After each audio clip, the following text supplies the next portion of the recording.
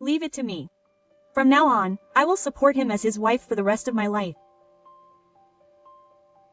Saying this, my brother's fiancée looks at our family with a smug, triumphant expression on her face. She confidently says she will support him, but if they really get married, it will be you who will be supported by my brother. You are saying such confident words because you think I know nothing, but I will expose that monstrosity one day, so just watch. My name is Nozomi. I am a 40-year-old who has recently become obsessed with cultivating transparent roots bought at the supermarket in plastic bottles. It sounds poor. Wouldn't it be nice to be able to eat them again? They are so rude. It was about 10 years ago. My brother, who is 5 years older than me, was once asked to go on a blind date. My brother and I both thought about the idea of a blind date in this day and age, but the look in my mother's eyes when she brought up the idea was serious. I can understand my mother's feelings. My brother is a serious and kind person, but that's all he says. He is completely uninteresting to our family. He's not very good at talking, and I feel like he's getting worse every year, not just with women, but with me. I've never heard any rumors of him dating anyone, so I don't think he's ever had a girlfriend. On top of that, he doesn't care about his clothes or hairstyle, so he doesn't seem to be as good as other men his age. He's starting to take on the old man-like qualities of his age, and things are only getting worse. It's become a tradition for my mother to want to find a wife for her helpless eldest son. My older brother wasn't very enthusiastic, but he decided to go on a blind date as my mother told him to. Looking back, I realized that my older brother has had almost no contact with women. Even though he gave off an air of reluctance, I think deep down he was honestly hoping to meet a woman. The woman he was introduced to was a close friend of my mother's co-worker's friend who lived in the neighborhood. It was such a distant relationship that I wanted to ask what kind of relationship they had. I've heard that she's a really nice girl. My mother, who says all this, hasn't even met her yet, so I have no idea what kind of person she is. From the impression I got from her, she was a plain-looking woman, about the same age as me. I felt like she would be just the right match for my timid brother. I realized that my expectations were wrong when my brother brought Miyu to our house. My mother, worried about Miyu and my brother's relationship, said, "You've started dating Miyu, haven't you? Bring her to our house." Quote. That was the trigger. Even I, who had just started, could see through my mother's intentions to get the two of them excited and even get them married, as she insisted that we gather at her house that day. I thought Miyu would be reluctant to accept my mother's proposal, which I had lent to my aunt, but surprisingly, she accepted it without any hesitation. However, when she actually came to our house, Miyu was completely absorbed in her cell phone, not even trying to enjoy talking to us. She must be typing an email or line message. Her fingers were moving idly. I heard that Miyu works in an office. It's a traditional office job, and apparently she does a lot of paperwork and copying. It's not the kind of work where you can talk about work with your colleagues or superiors on your days off. It's a secret that I was a little irritated, wondering if he was important enough to warrant a casual response to his fiancée and her family.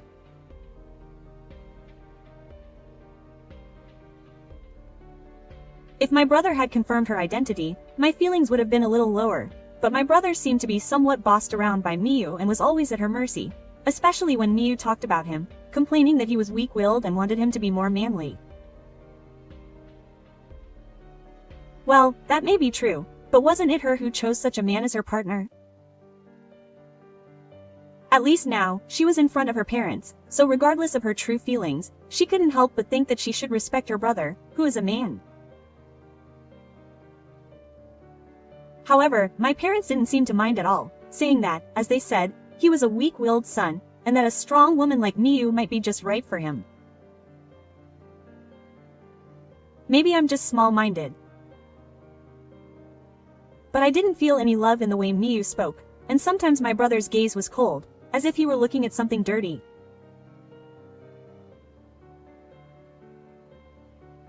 In fact, when Miyu was happy with the taste of the food and said it was delicious, my brother asked if he wanted some for himself.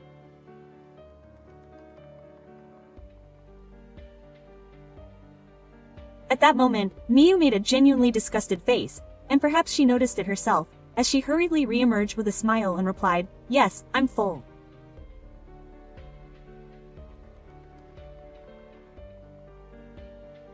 Neither her parents nor her brother seemed to notice, but she couldn't help but think that her disgust was a reaction to her saying, "I don't want to eat the food on your plate."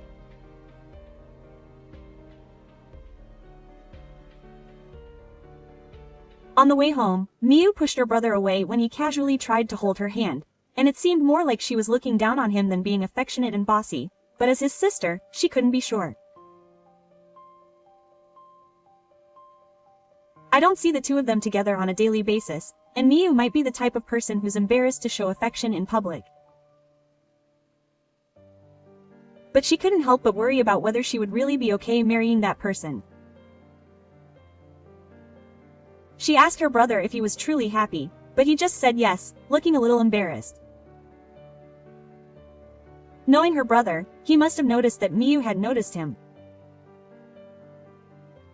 But it seemed like his feelings of not wanting to let this chance slip away and his desire to be a parent were taking precedence. Marriage is just an event, so I think she should think about it more carefully. By the way, at that time I was having problems in my own family and didn't have the time to really care about my brother's love life. My husband had stopped coming home. He would come home once a day and give me plausible reasons like he was working overtime or something, but apparently he didn't realize that he was giving off the scent of women's perfume from why he would rather go out and work overtime than get paid for it.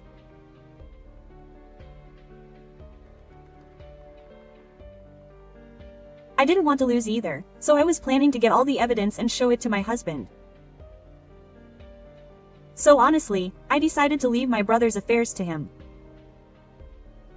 I had taken the stance that it wasn't my place to get involved, but a little while later my mother contacted me and told me that my brother had proposed to Miyu. He said he was coming to officially announce his marriage and asked me to attend. When I heard that, I thought it was a godsend. But wait 2 minutes for the reason. Let me join the wedding announcement too. Miyu, who came to announce her marriage, was smiling and loving so much that I wondered what the dinner party was all about the other day. She was very kind to my brother, a stark contrast to the other day. Seeing this, my father and mother seemed to be taking a positive view, thinking that the marriage had been decided and that their relationship had become peaceful. No, that's definitely not the case. If I stay here, I might not be reliable and might cause trouble for Miyu, but please take care of this child.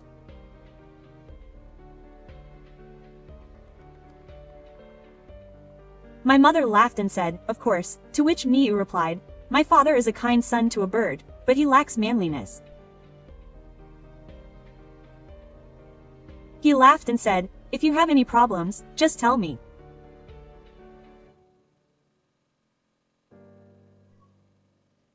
My brother looked troubled and said, "No one is backing me up," and in the usual family atmosphere, Miyu jokingly patted her chest and said, "Leave it to me," and confidently said, "I'll support him for the rest of my life."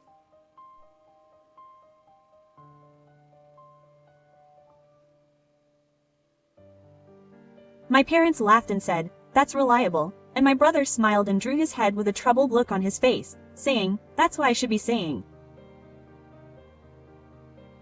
No, you're making too many remarks. Yes, it's my turn. I'm going to shatter the peaceful atmosphere now. Huh. So my husband is having an affair after all.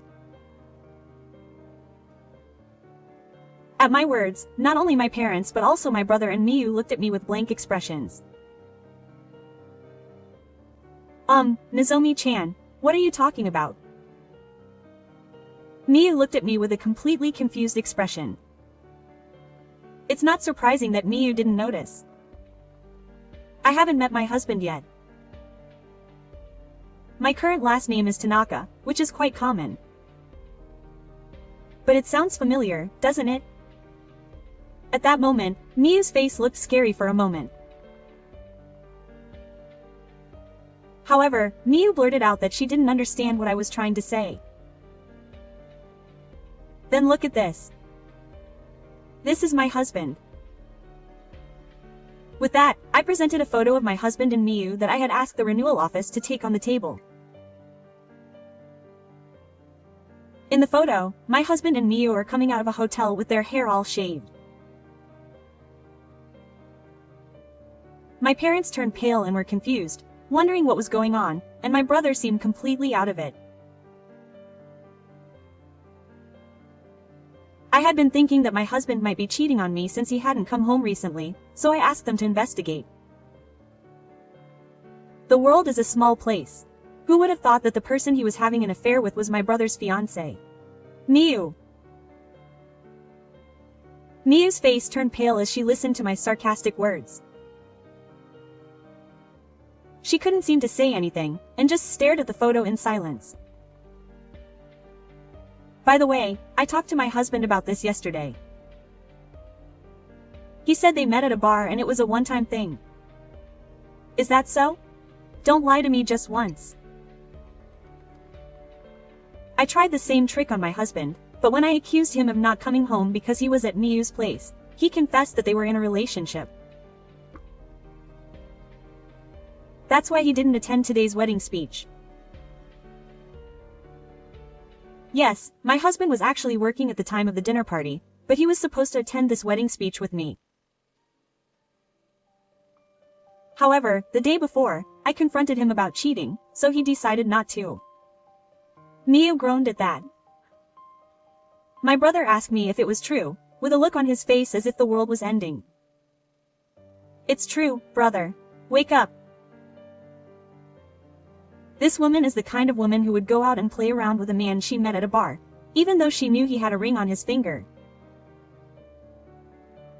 Even now, she lies about things like, only once, and she has zero integrity. Do you really want to marry a woman like this? My question made not only my brother but also my parents hold their heads in their hands. All three of them probably had an answer. They just seemed hesitant to put it into words. Then let's press on. For the sake of our precious brother's happy life. Besides, Miyu-san, you're not just with your husband, you're also with other men, and you've even been sued for cheating by the other man's wife, right? Huh? My parents and brother looked at each other, and sweat was dripping down Miyu's forehead. I heard that she couldn't afford the alimony. So, her parents, unable to bear it any longer, tried to arrange a matchmaking meeting so that her husband-to-be would repay the debt. My mother was shocked and thought, is this really true? At that, Miyu-san's eyes wandered and her whole body seemed to be saying, yes, it's true. Everyone held their heads in their hands, thinking that this was the worst possible outcome. I'm sorry. But there's no other way. I thought of it as helping someone. Miyu said this, putting her hands together and rubbing her forehead against the tatami mat. That's not helping someone. She deserved it. It seems like you're still playing around with a younger married man, haven't you? Are you planning on paying alimony for the rest of your life? Even if you try to turn your brother into an ATM, that's not going to happen. Immediately after, my brother said with a sigh, I'm not allowed to do anything but kiss you until I get married. Is that so? Sorry, brother. It seems like my brother wasn't even allowed to play lover and was treated like nothing more than an ATM. I suppose you married your brother thinking you were helping someone. But I'm going to demand alimony from you and my husband, and to be honest, my brother isn't rich enough to pay that much alimony. He's just a salaryman who earns an average salary, so I think he'll just end up overwhelmed eventually. Well, to begin with, Even if you marry my brother, you'll probably keep cheating on him and he'll demand alimony from you too, but your former classmates said so. That girl likes men. I felt like my brother was insulted, and I was constantly irritated, so I couldn't control myself and thought I'd said something that would make her angry, but surprisingly, Miyu was the one who was angry. She bowed her head to me and said, "I'm sorry." Well, even if he apologizes, I won't forgive him. So what Nozomi said is true, Miyu. She answers her mother's question with a guilty look on her face. I'm sorry, but I can't allow such a marriage. It's true that the whole family teases my son, calling him a, or something. But he's still my cute eldest son. I'd rather he stay single for the rest of his life than marry a girl like that. My brother looked troubled by my mother's words and said he'd rather stay single for the rest of his life, but it seems he himself thinks it's better to break up. He didn't seem particularly opposed to it, but he said, "I'm sorry, Miyu. I can't get married. Thank you for everything." I thought, you're such a softie, big brother, but that's also one of my brother's strengths. When I was little, I remember having a big brother who was always kind to me, so I was able to smile right away even when my parents got mad at me. I'm really glad that my brother didn't end up having an unhappy marriage. And so, my brother's marriage to Miyu ended. Later, after the divorce, I demanded compensation from Miyu and her husband. Miyu's parents were apparently moved by the fact that they had been trying to make their daughter's husband pay compensation, and that they couldn't take care of her anymore. However, my mother told her colleagues at work about the breakup, and the true intentions of Miyu and her parents were revealed to those around them. They were known as a despicable family in the neighborhood, and I heard that her parents moved somewhere far away. Miyu still lives in this area, but it seems that she just can't stop having thrilling romances with married men, and she got into a romantic relationship with her married boss at work. When this was discovered in the car, Miyu was the only one fired for some reason. On top of that, she was apparently pregnant with her boss's child, and my mother found out from a colleague at work that they were still arguing about paternity. Well, she got what she deserved. Still, I never imagined that Miyu, who looked so quiet, would be so enthusiastic about love. You can't judge a person by their appearance, right? That's right. My husband said that he proposed to Miyu that they go out together after their divorce, but she rejected him. It seems that Miyu is interested in other people's things. That's bad. I'm sure she'll continue to have fruitless relationships. It's scary, scary.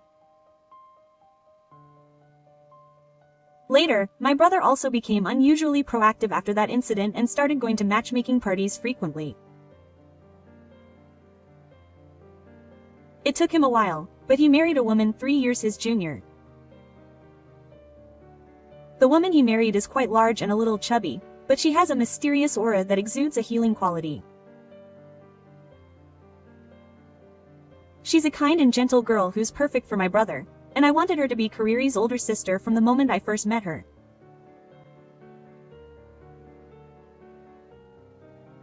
My wish came true, and now my brother has one child, and all 3 of them are living happily. As for me, I remarried last year to a woman I met while volunteering at a cat shelter after my divorce from my ex-husband. We often talked about the progress of our volunteer activities, and we used to have tea together, but when the pandemic hit and we rarely saw each other, he asked me if I wanted to date him with the intention of getting married. Apparently, not being able to see him made him realize how much he felt for me. Oh, and since I had been living a life without any sex appeal or glamour after my divorce, I had never really thought of him as a man, so I put my answer on hold for a while. But when I started thinking about him again, I realized that maybe because we shared the same goal of saving rescue cats, our values were very similar, and most of all, I felt comfortable around him. I was a little hesitant because I'd been divorced once before and he was a married man, but I had this unfounded conviction that he would be fine, so I agreed to date him with the intention of getting married. I had a lot of arguments with my previous husband, but that's not the case with my current husband at all. Oh, we do argue a little bit about whether to feed him chicken or tuna today. Do you like tuna, big brother? No, I don't. The other day, he was eating the newly released chicken with relish. In this way, we both love cats so much that we get excited. We don't have any cats, but we have plenty of them in the house, so I don't feel lonely. In fact, it's probably much more lively than being clumsy. My cats are all mischievous. My husband, who is getting irritated by the cats, is also mischievous. Wait, is everyone except me a cat? I think to myself. I want to continue living a bright, happy, and healthy life in this house with my husband and cats. I'll do my best as a wife today, aiming to create a lively home every day. Oh.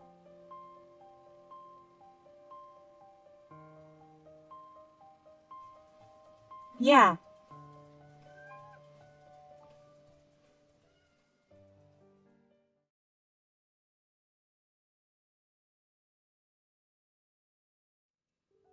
I'm Yoshimura Azu. I'm a fourth-year university student who moved from Hokkaido to Tokyo. I'm graduating this year, but I've made progress in my job hunting, and now I'm taking it easy with the rest of my student life until graduation. I have an older brother who is working hard at his family's business. He always says unnecessary things to me, like, find a good person quickly, or, why haven't you gotten married yet? You'll end up being an old lady before you've had a chance to live. Quote. I wonder what he's thinking about himself more than others, but he always makes excuses like, my job is my girlfriend. But he's a pretty reliable older brother.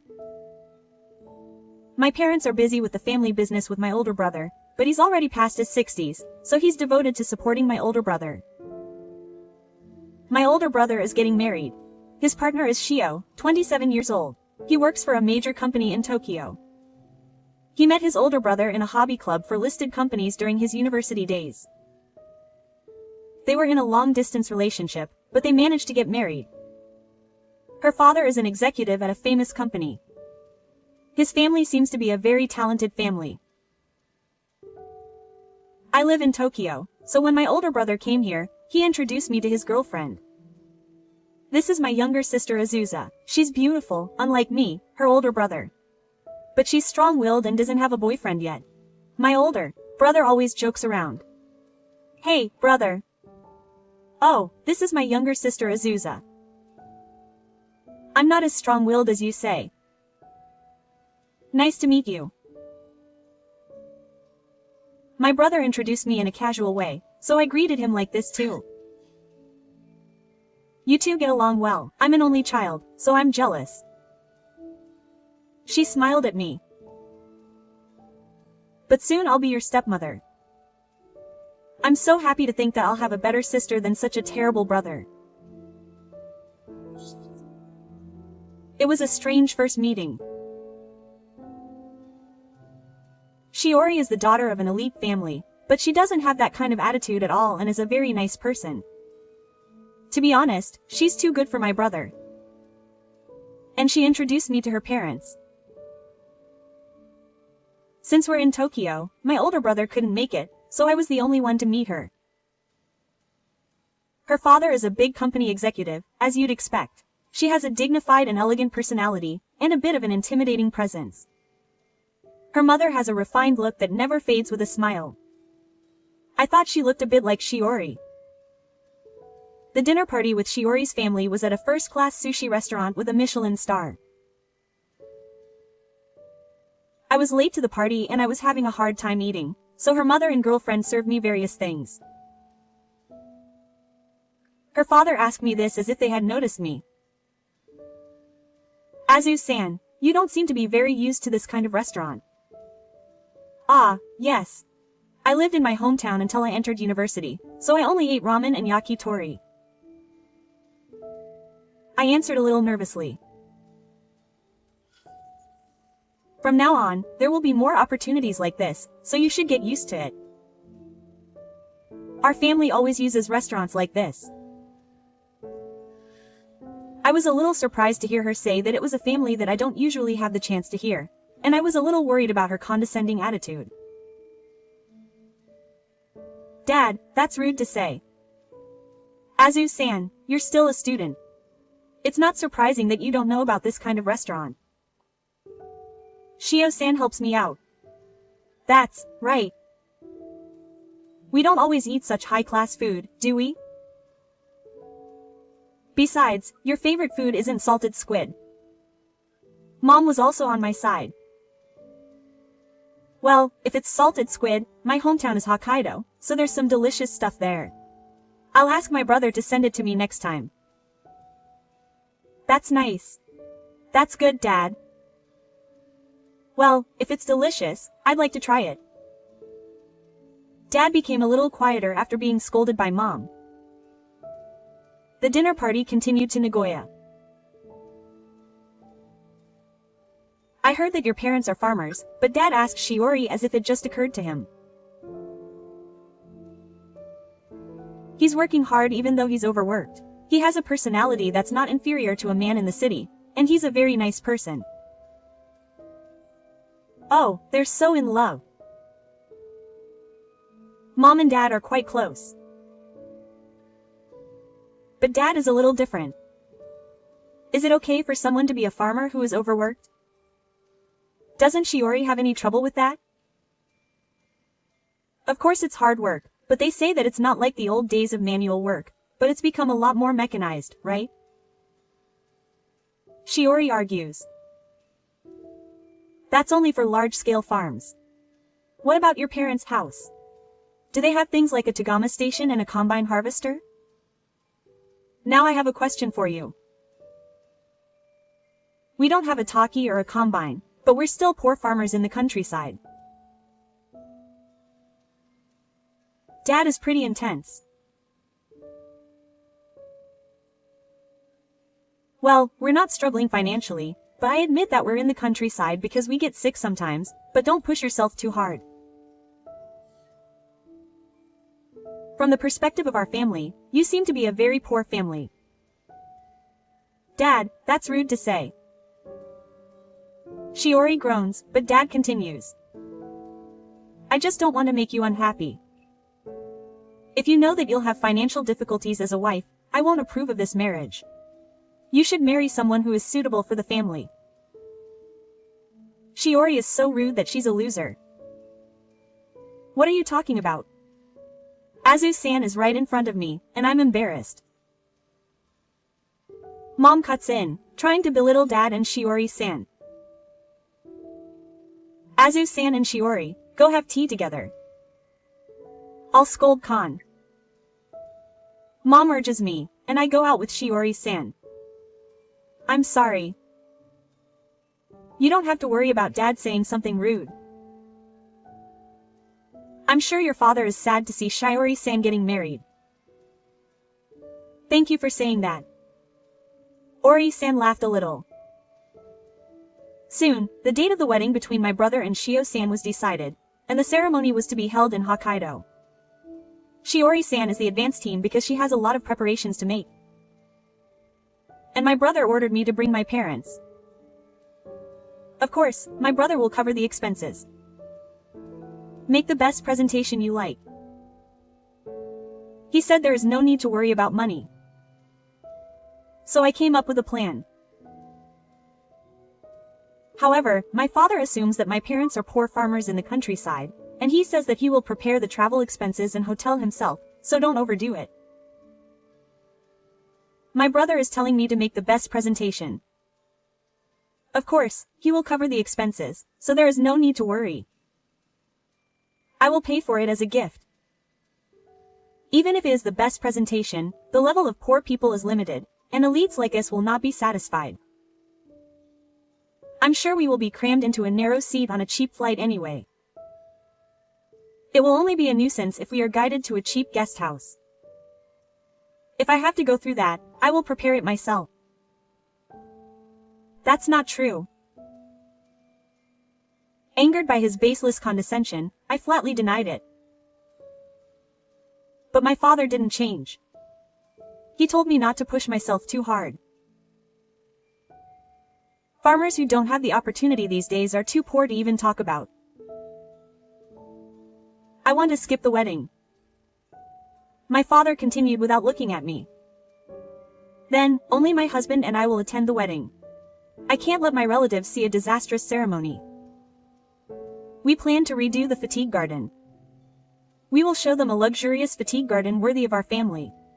The venue, food, and participants will be top-notch. He laughed out loud and said, "No, if you think about it, your family and relatives would be too embarrassed to come to such a luxurious fatigue garden. Well, you will feel the difference between the elite and the poor." He laughed out loud again. "Shio and your mother are good people, but I can't forgive this father. You are free to think whatever you want, so feel free to fantasize. Anyway, I will take you two to Hokkaido as my brother said. It would be interesting to see what a poor person's wedding is like." I was angry, so I retorted with a lot of sarcasm. I don't know if my words got through to him, but his father said, "I see. It's rare to have a chance to see a poor person's wedding." I followed along, imagining what the wedding would be like, thinking it might be Ichikyo. Meanwhile, his mother is looking forward to it. It's been a while since we've been to Hokkaido, and there are a lot of delicious things there. She's smiling as usual. Shio's father usually works in Tokyo, but his home is in Kyoto. The sky is the best way to travel long distances, but he really hates airplanes. On an airplane, you're strapped in and can't walk freely, you just sit there the whole time. It's always unpleasant to be searched like a criminal. Well, there are some parts that make sense, but I'm not a child, so I feel too selfish. So I wonder if they'll use a means of transportation other than airplanes to get to Hokkaido. It was quite a difficult problem, but a flag and a good idea came to mind. I told my brother about my parents, but my father doesn't know anything. He laughed and said it was a bit of a misunderstanding. It's because my brother and Shiori don't explain it properly.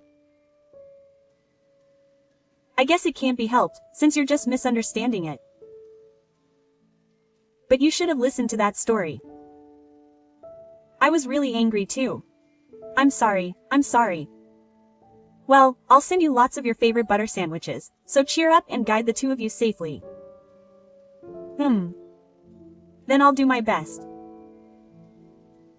Now, I just have to do my duty. And it's the day your parents leave for Hokkaido. I prepared a car and went to pick you up at your house. Good morning. Sorry for coming so early in the morning. When the father came out, he looked sleepy, which is too early. He's in a bad mood because it's still 6:30. Sorry. I was only able to make a reservation for this time, so I'll head to Suruga by car first. Isn't it Suruga Fukui Prefecture? Yes, it's Fukui. Well, it's natural that we, the REIT, can't understand the thoughts of poor people. Yes. Enjoy your poor person's trip. As usual, he was unpleasant, but from here it's my turn. And after about 2 hours, we arrived at Suruga. There will be some procedures to be done, so we will get off once. Is this a ferry? Are we going to Hokkaido on this? Yes.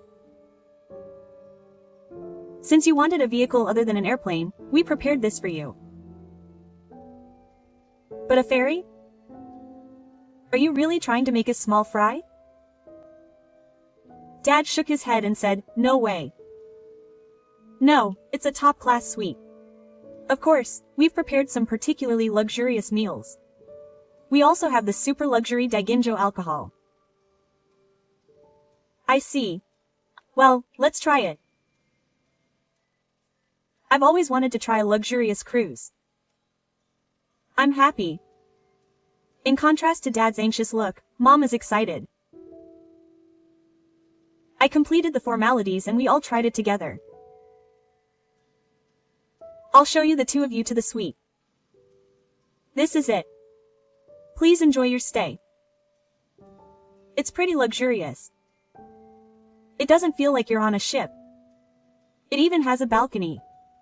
It looks like you'll have a nice view. It's going to be a fun cruise, isn't it? The suite on the ferry is very luxurious. It has the facilities of a luxury hotel. Oh, that's right. I was surprised too. By the way, where is the alcohol? Yes, in the fridge. There is wine, whiskey, sake and shochu. I think I'll have some wine. I'll have some whiskey, or do you have some snacks? Yes, I'll prepare it right away, so can you wait a little? By the way, does this ship rock? Well, this ship weighs 16,000 tons, so it hardly rocks with small waves.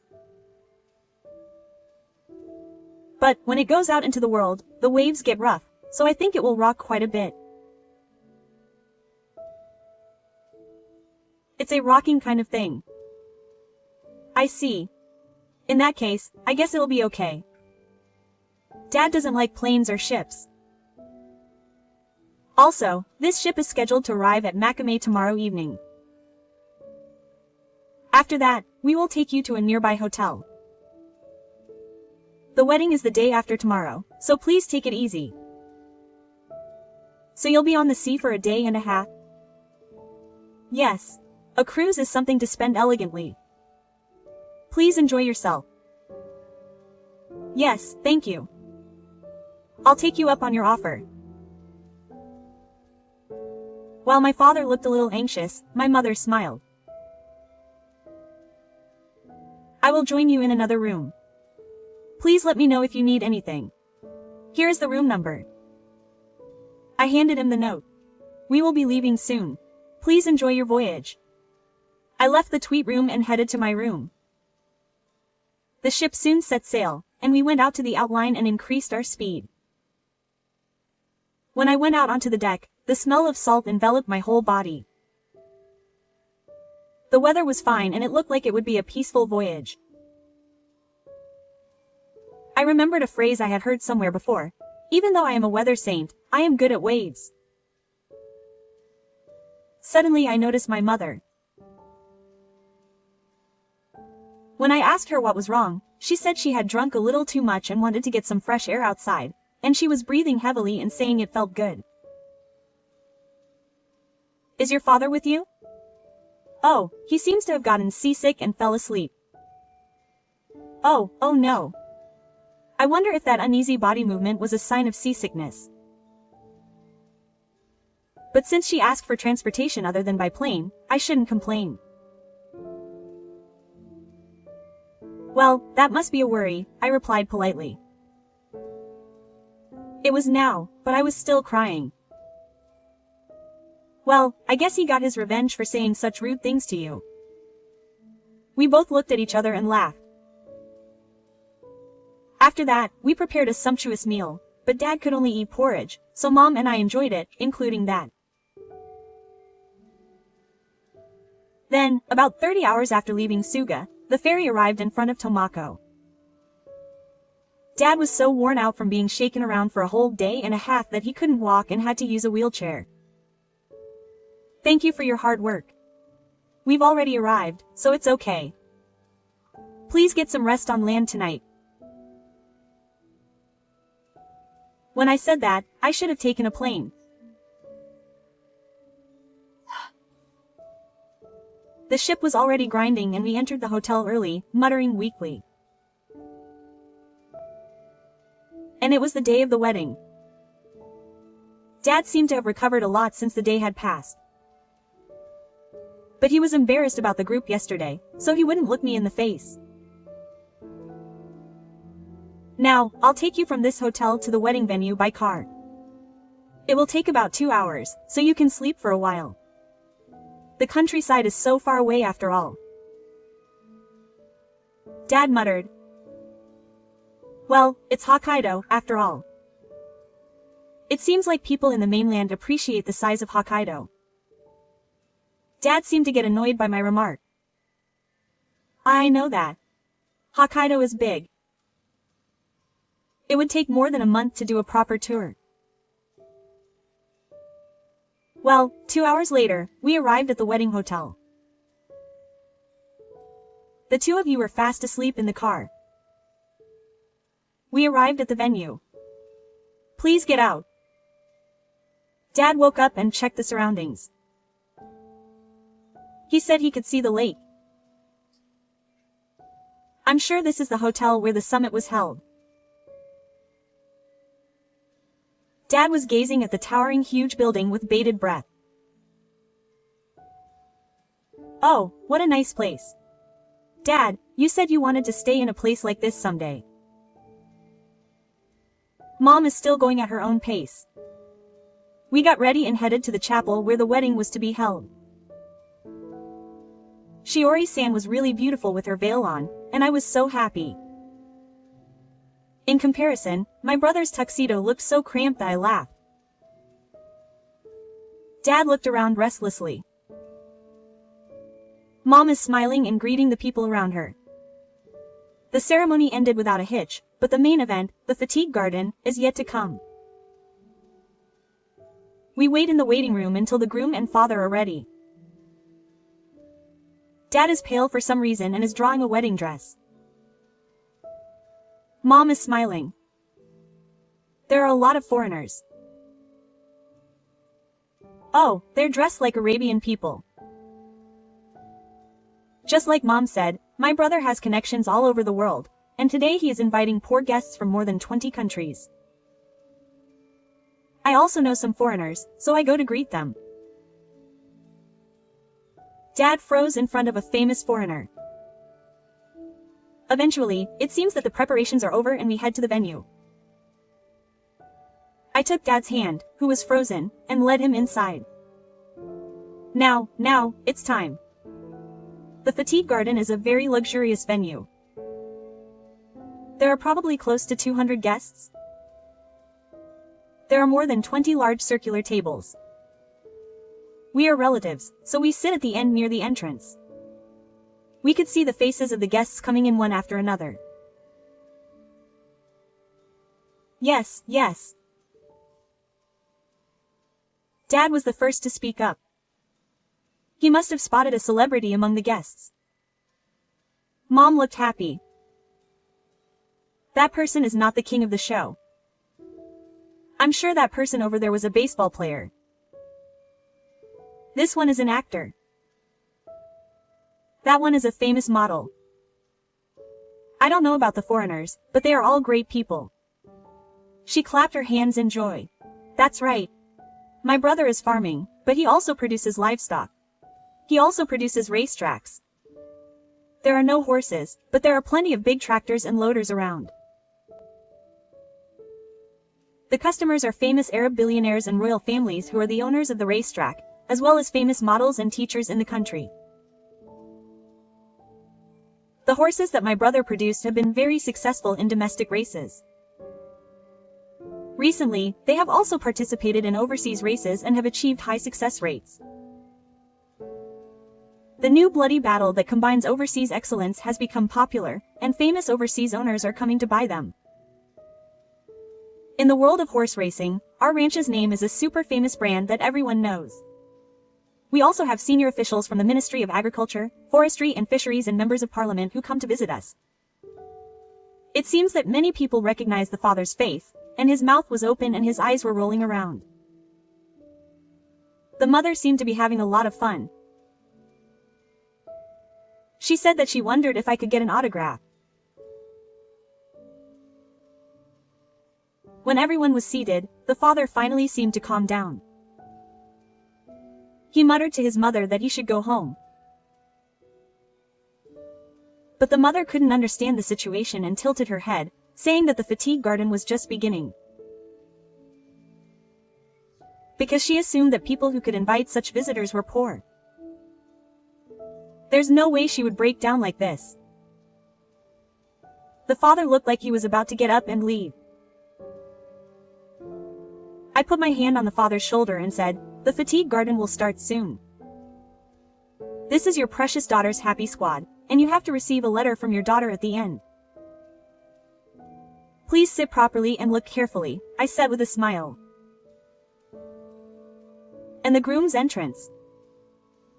Shiori, the new father, stood beautifully in a pure white dress.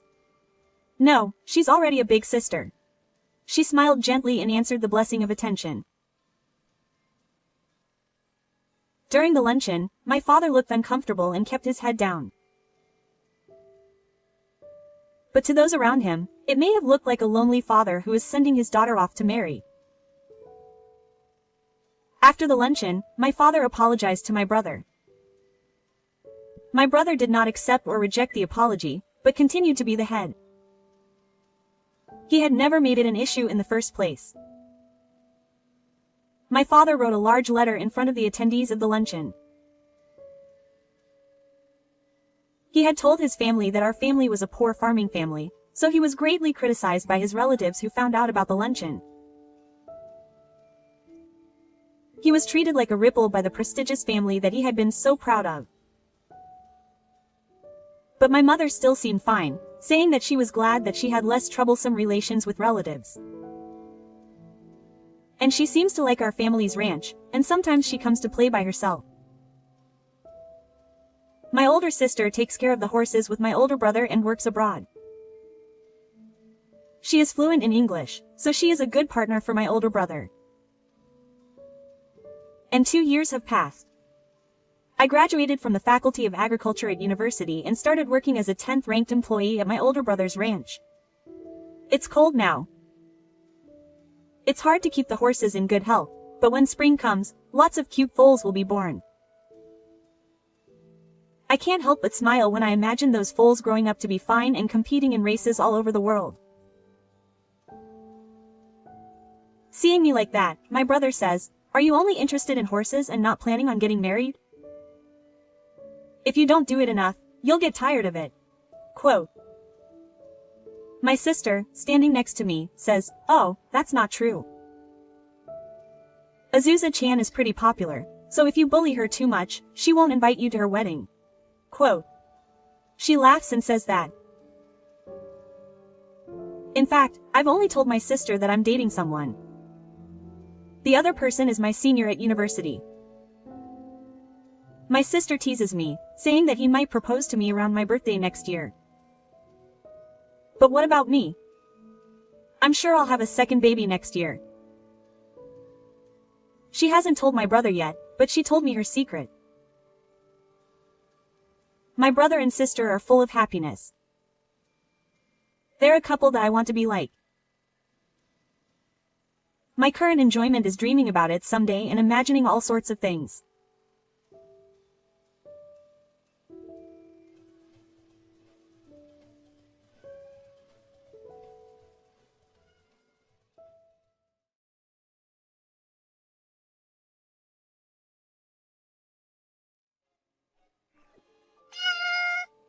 私は由美子。もうすぐ還暦を迎えます。高齢社会の今ではまだ若いと言ってもらえる年ですが、数年前から体調を崩すことが増えました。その日によって体調が全く違い、元気な時は小旅行に出かけることもできるのに、しんどい時はベッドから起き上がることができません。病院にも行ってみたのですが、はっきりとした病名はなく、長年のストレスが原因ではないかと言われました。病名がはっきりしないので、これといった治療法もなく、定期的に病院に通っては症状を伝え、睡眠薬をもらったり、血圧のお薬をもらったりという日々がもう何年も続いています。私のストレスの原因は夫です。若い頃から女遊びがひどく、何回別れようと思ったかわかりません。それに、会社を経営していて、羽振りの良い時期があったため、金遣いも荒いのです。それは会社を畳んだ後も続き、かなり苦労をしてきました。家族は夫と成人した息子が2人。その子供たちもほとんど私一人で育てたようなものです。長男は地元で就職、結婚し、最近孫が生まれました。次男は海外に出たいという本人の希望で、高校からカナダに留学し、大学を卒業しました。今ではアメリカで自分でお店を経営をしています。そんな私のストレスの原因だった6歳上の夫は、2年前の年末の人間ドックで癌が発覚しました。見つかった時にはすでにステージ4で、あまり治療という治療もできずに、翌年の春に亡くなりました。病気が発覚してからというもの、短い期間でしたが、今までとは人が変わったように、私に思いやり深く優しく接してくれるようになりました。入院したり、頻繁に通院したりする合間を縫って、二人で喫茶店で朝食をとったり、お互いに体調のいい時には旅行に行ったりして、穏やかな時を過ごしていました。夫が病気を患ってからは、長男が家族を連れて帰ってきてくれることが増え、親子2代で旅行に行ったり、食事に出かけたりしていました。アメリカに家族全員で行き、次男の経営するお店にみんなで行って、息子の活躍ぶりを見ることができました。その時は本当に嬉しくて、結婚以来、初めてと思うような穏やかで幸せな家族団らんを味わっていました。次男はなかなか帰国できないので、私や夫の様子を見に来てくれるのはもっぱら長男でした。子供の頃は優しく気遣いのできる子でしたが、結婚してからは夫が病気になるまで実家に帰ってきてくれることはほとんどありませんでした。でもそれは私が原因かもしれません。私と長男の嫁のゆりさんの関係がギクシャクしているのに感づいていたのでしょう。長男が結婚の挨拶に連れてきた時から、彼女は息子の子供の頃の話より、うちの家柄や家の大きさ、資産などに興味がありそうな雰囲気を醸し出していて、あまり好きになれなかったのです。彼女も必要以上に構ってほしくなさそうだったので、お互いに年始とお盆の挨拶くらいの距離がつかず離れずでちょうど良かったのかもしれません。それが、夫が病気になってからはちょくちょく様子を見に帰ってきてくれるようになりました。来た時には大抵ご飯を一緒に食べるのですが、ちょっと気になることがあります。食べたいものを言うのはいいのですが、毎回高級なメニューを提案してくるのです。今日さ、寿司食べに行こうよ。いいわね。実は家の近くに回転寿司のお店ができたのよ。いや、何言ってんの。せっかくだから回らない寿司に連れてってよ。親父が行きつけの美味しい店があるでしょ。私たちがお金を出すのを前提に、私も連れて行ってもらったことがない高級店を指定してきたりします。要求はだんだんとエスカレートしました。普通に10万円を超えるようなスーツや時計をねだったり、旅行しようと勝手に飛行機のビジネスクラスやら、高級ホテルやらを予約し、あとはよろしくといった態度。もちろん、旅費から食事代まで全てお財布はこちら持ちです。そんなことがしょっちゅうでしたし、孫にお小遣いをと思い、まだ小さいので5000円を渡すと、今時5000円じゃ何も買えないよ。そんな風に言われてもっと請求されたり、じゃあその分俺のお小遣いでもっとちょうだいよと請求してきたりする始末。以前とは人が変わってしまったようで、私たちは困惑していました。長男は学生の頃から私が夫のことで苦労していることを知っていて、味方になってくれるような子でした。だからこんな風にわがままを言ってくることが珍しく、最初は遠慮しなくなったのかなと嬉しく思っていたのですが、どうやら長男の行動は自分の意思ではないみたいなのです。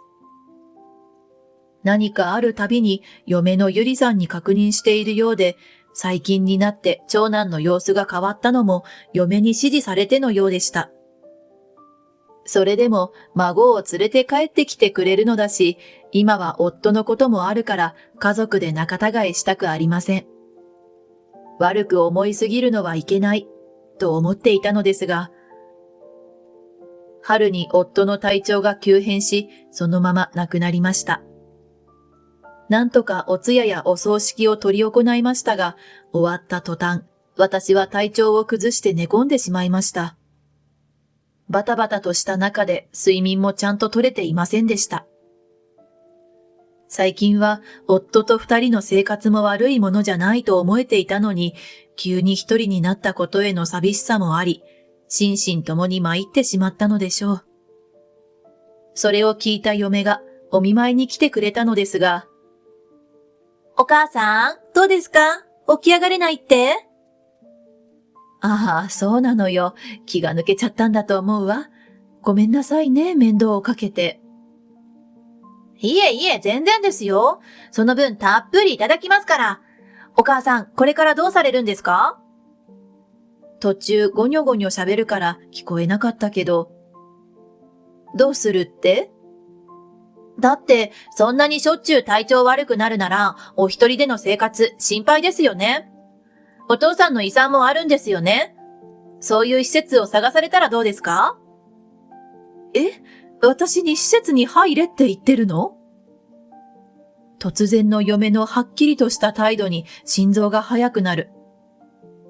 いえいえ、そんなこと言ってないですよ。でも心配だなって思っただけです。それにこんな大きな家だと掃除も大変でしょうし、お母さんが元気なうちに売ってしまった方が。その時、お母さん、大丈夫か？ちょうど仕事帰りの長男が寄ってくれました。嫁の急な変化に何と返していいのかわからず。ちょっと、ゆりさんが、ここは私一人だと大変だろうから、売って施設を探したらって言うんだけど、と助けを求めました。何を言ってるんだよ。母さんに変なことを言うなよ。俺が最後まで面倒を見るんだ。そんな風にかばってくれると思ったのですが。ここに一人で住む気だったの？勘弁してよ。いつまでも見に来れないって。こっちにはこっちの生活があるから。そんな風に言い放ち、私には味方がいないのだと気づかされました。そこからも寝込むことが多くなった私の様子を見に、たまに実家に顔を見せてはくれるのですが、滞在時間は数分とか。親孝行のふりをしたいのか、お金の話をしたいのかのどちらかだったので、来てくれても悲しい思いをすることが多くなっていました。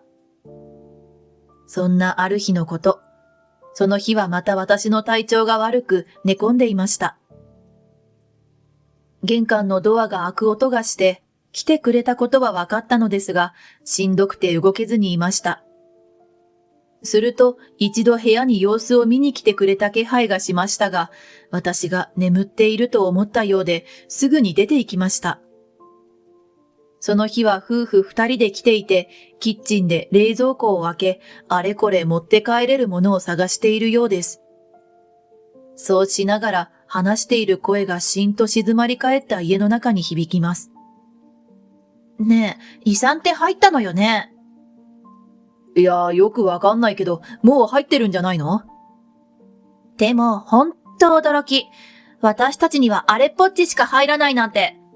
それって、お母さんが亡くなったらどうなるの？俺たち兄弟で山分けじゃない？それってどうしても分けなきゃいけないの？いや、そりゃそうだろう。だって、弟さんは高校から留学しているから、あなたより学費がかかってるんでしょ？それで、今はお店を経営しているし、もしかしたらそのお金もお父さんが援助してるかもよ。まあ、でも俺も大学とか。何言ってんの？日本で大学出るのと、向こうの大学を外国人が卒業するのじゃ、費用が全く違うわよ、バカね。それに、私たちがずっとお母さんの面倒を見るんでしょ？その迷惑料くらい、先に私たちが余分にもらっておいてもバチ当たらないわよ。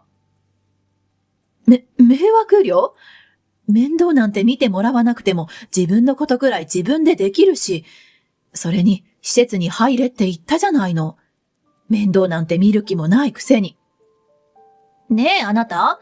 私、前からマイホームが欲しいなって思ってたんだけど、その遺産が入るなら結構いいお家建てられるよね。最近友達が建てたんだけど、土地探しからだから完成までに結構時間かかるらしいのよ。その後の嫁の言うことには驚くばかりでした。友達が土地探しを始めて実際に住み始めるまで1年以上かかったそうです。その話を少し前に聞いてから遺産が入ることを想定して土地を探し始めていたそう。土地はもう目星がついているので、あとは契約と建物の設計をしてもらうだけだというのです。さすがに息子も驚いたのか、遺産を想定してって死ぬの待ってるみたいじゃないかと言っていました。怒ってくれるのかと思いきや、それもつかの間。お父さんの遺産があれっぽっちしか入らないって分かったから、お母さんの遺産の分け前が少しでも増えればいいのにと思っちゃって、ごめんなさい。嫁が塩らしく謝ると、まあ、そうだよな。で、土地はどこに目星つけてるの？話題はすぐにマイホームのことに切り替わりました。今度見に行こうよ。間取りとかこだわりとか、一旦自分たちで話し合ってメーカーさんに持っていこうよ。展示場とか見に行くか？そうね。でも、もしお母さんがこのまま長生きして、施設とかに入って遺産がどんどん減るようなことになったら。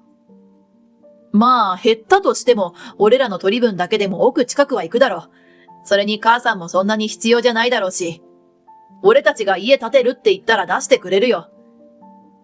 親父みたいなことするような人じゃないし。結局、俺らに頼るしかないだろうしな。そうよね。遺産を当てにするって少し気が引けるけど、お家建てちゃいましょう。結構な豪邸建てられるわよね。私が死んだ時の話をするなんて。お父さんが死んですぐなのに遺産の話をするなんて。悲しくて寝たふりをしながら涙が止まりませんでした。夫は結婚生活で私にいろいろな苦労と我慢を強いたからとお詫びの思いを込めて遺産のすべてを私に相続させる簡単な遺言書を作ってくれていました。私が息子たちの遺留分を除いた全額を引き継いでいましたが、夫がそうしたことは正解だったと思います。この子たちの好きにさせてはいけない、そう決心したのでした。それからしばらくは長男夫婦も忙しいのか、私にもう用がないと思ったのか、全く顔を見せなくなりました。たまに上辺だけのご機嫌伺いのようなメールが来るだけです。私は私で遺品の整理やら相続の手続きやら、やらなければならないことがたくさんありました。そうしているうちにまた体調が悪くなり、今度は入院することになりました。私が少し大げさに伝えたからでしょうか、慌ててきた風の息子夫婦は嬉しそうにも見えました。母さん、大丈夫なの？私が大丈夫だとわかると急に、母さんは父さんみたいなことしないよな、と切り出してきました。想定の範囲内だった私が、何のこととしらばっくれると、子供ができたし、そろそろ家が欲しくてさ、正直父さんの遺産も期待してたんだ。だから？いや、母さんが生きている間に金の話したくないんだけど、母さんが死んだら母さんが相続した父さんの遺産も弟と分けることになるんだよな。とうとう本性をむき出しにしてきました。待ってましたとばかり私は真実を告げます。あら、遺産なんてもうないわよ。え？いや、ちょっと待って、もうないって何？お父さんの遺言よ。は？父さんの遺言は母さんに全額譲るってことだったろ？もうないってなんだよ。長男夫婦が慌て始めました。私は続けます。私に全額譲るってことだけじゃなかったのよ。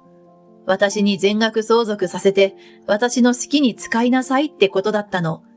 だから孤児院に全額寄付したわ。え？寄付？全額ってなんだよ。私は貧しい家に生まれたから学校に行けない子供たちに手を差し伸べたいとずっと思っていたの。お父さんにもそれを伝えていたからあんな遺言を残してくれたんだと思うわ。そんな、俺たちより血もつながっていない子供の方が可愛いって言うのか？俺たち孫だっているんだぞ。家はもう契約したのにどうしてくれるんだよ。息子は珍しく声を荒げ、私に迫ってきました。可愛いと思ってるから散々お世話してきたじゃない。何をしてくれたって言うんだよ。ずっとサポートしてきたわよ。大人になったら返してくれるものと思っていたけど、返すどころか、まだ私たちに甘えているじゃない。高級な食事やスーツ、腕時計。どうしてそんなに見栄を張る必要があるの？だから、あなたたちには1円たりとも残したくなかったの。母さん！母さん！わめき散らす長男がうるさくて、ナースコールを押して強制退場してもらいました。その日から長男夫婦は毎日のように電話と面会で責め立ててきます。でも、それももう少しの辛抱。長男夫婦が遺産で豪邸を建てようと嬉しそうにしていた時から進めていた私の計画が間もなく実現するからです。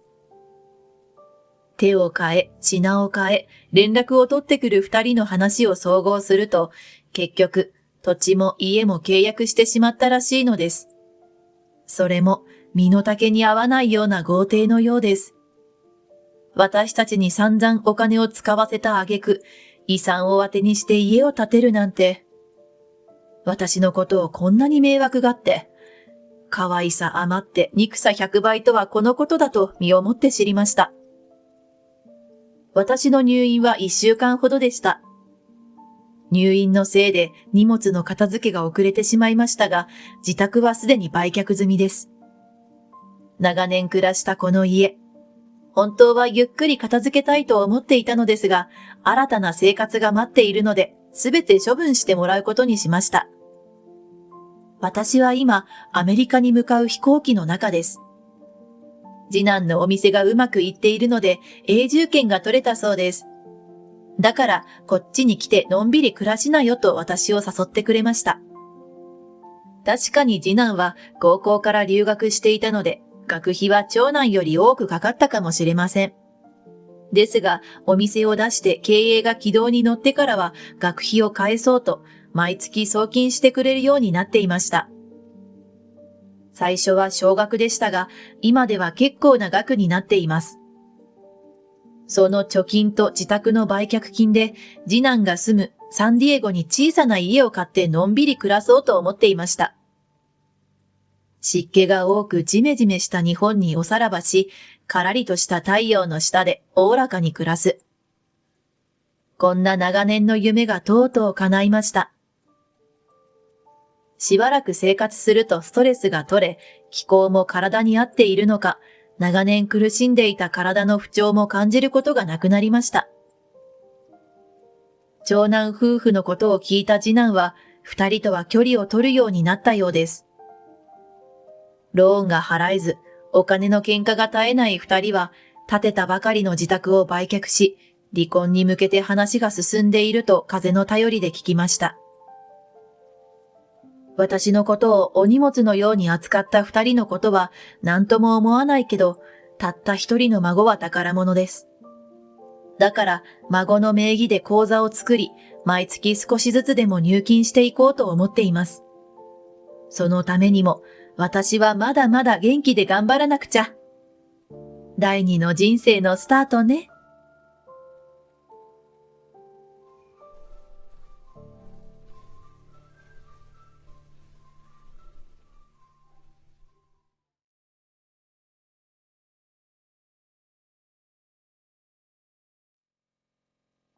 I wear a sharp suit and sit up straight to work. I want to be smart. The words "that kind of lifestyle is uncool" keep echoing in my head. It's an ironic time. This is an unforgettable event that changed me from the inside out. My name is Motoko. I'm 31 years old. I graduated from an ordinary university and got a job at an ordinary company. Looking at the numbers makes my head spin. My husband is Kuromochi Tahiko. He goes by Take-chan. He's 3 years older than me and is a somewhat famous salaryman who has achieved success. I met him at a hiking club that I joined after being invited by my company. I thought it would be a good idea to climb Mount Fuji at least once. That's how I met Take-chan. Apparently his reasons for joining were almost the same as mine. And so we got married. The deciding factor in our marriage was that I got pregnant.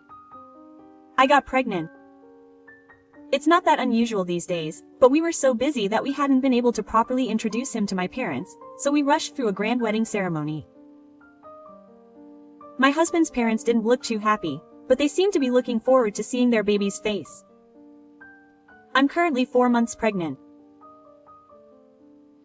Holding my growing belly, I'm struggling with numbers again today.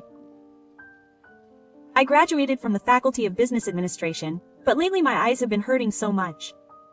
Sigh. The world is ruled by numbers. Today's stock prices are falling, and my husband is watching TV on his smartphone while munching on bread.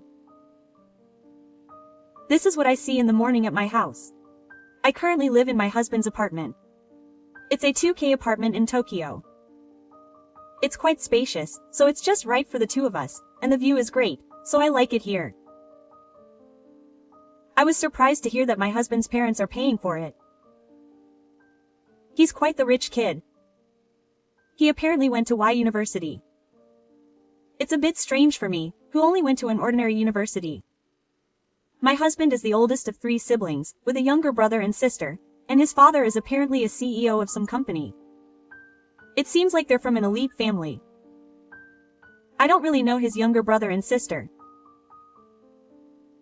We only met briefly at the ceremony and exchanged a few words. I'd like to get a little closer to him since we're on a special occasion, but it seems like he doesn't want to. I'm an only child, so I'd like to have a sibling. It's hard to decide when to get older. Yeah, it's a time when you have a husband, so if you don't watch out, you'll lose out. I made a point of telling him. I stared at the arrows of numbers on the TV screen. My eyes were stinging. The conversation between economics majors is quite high level. My husband sniffed proudly and drank his coffee. I shouldn't have wondered if we were talking about something so high level. He's always like this. I poured drip coffee into the cup he offered me. He likes to grind the beans and drink the coffee. I was taught things like how many times to grind and how much water to use. Honestly, it's annoying. I have a censor for my choices. My husband gulped down another big drink with a proud look on his face. Sorry, Take-chan. The number of times I pull back because it's annoying. It's a little small though. He doesn't notice at all. It hadn't even been a year since we met until we got married. It feels like we were always in a flurry. Take-chan is good at dressing, understanding, and naturally pays for dates. I don't really like making men pay, but when I see him paying in cash like this, I can see the value in the ticket. Hard is so pretentious. That's what Take-chan laughs at. I think it's less classy to wave bills around, but people with money have a more relaxed attitude.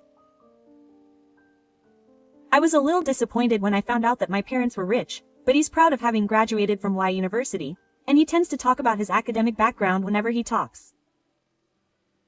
He's a show-off who suddenly becomes small-minded when he comes into contact with people like his siblings. That's what makes him cute. He loves Y University and sings the song, Komeito, at karaoke.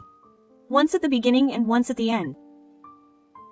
He puts his arm around my shoulder and shakes it while repeating the word, Komeito. I'm not from there though. But that's also kind of cute. He's been very kind to me in the past. A decent restaurant, high-end brand presents. He's the kind of guy who makes you feel like a princess, and as a commoner, I kind of had a bit of a crush on celebrity-type people. So being next to him makes me feel so much better. It felt good. This is a scene from one of our dates. Look at this. While we were wandering around the shopping mall, Tae-chan muttered to himself as he looked at the old man cleaning. Hey, Suzuki-san, your work is sloppy. Be a little more careful. He was being scolded by a young man who was about the same age as his son. I'm sorry. He bowed deeply as he polished the floor. I don't want to be like that. He spat it out in disgust. I couldn't respond because my words were numb. He doesn't have the forehead.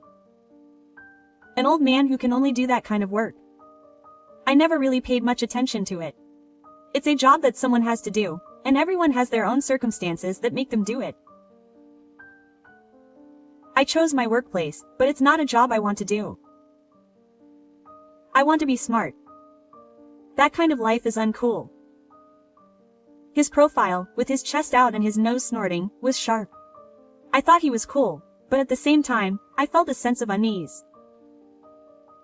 When Tae-chan was asked if he enjoyed his current workplace, he hesitated, but it was rewarding. He smoothed his hair back and let it flow. I'll get promoted to section manager or department manager soon. My potential is more than this. He's incredibly confident. I feel motivated when he thinks that way. Tae-chan is amazing. I have no confidence in myself. No, Motoko-chan, she's my girlfriend. Don't look down like that. He pulled my chin up slightly. It's no good to have none of the three. You have to be cool and smart. Tae-chan looked radiant as he spoke those words. I caught sight of the cleaning man disappearing into the background on the bridge of my vision. I shouldn't end up like that.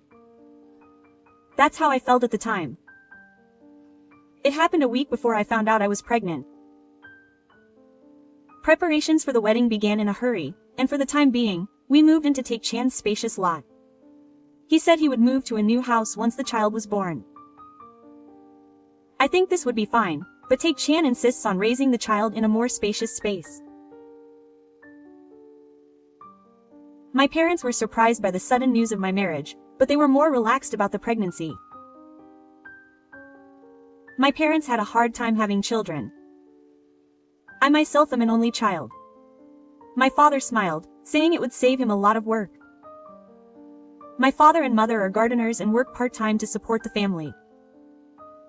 I happened to be walking in the park and was telling him about the gardener, who was doing a pre-arrangement.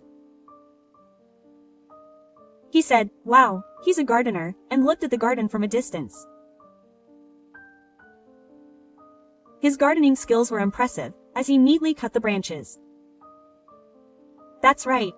He looks like a craftsman. Wow. A craftsman, huh? Eating in his hands. Wow. Tae-chan was lost in thought as he looked at the garden he was selecting.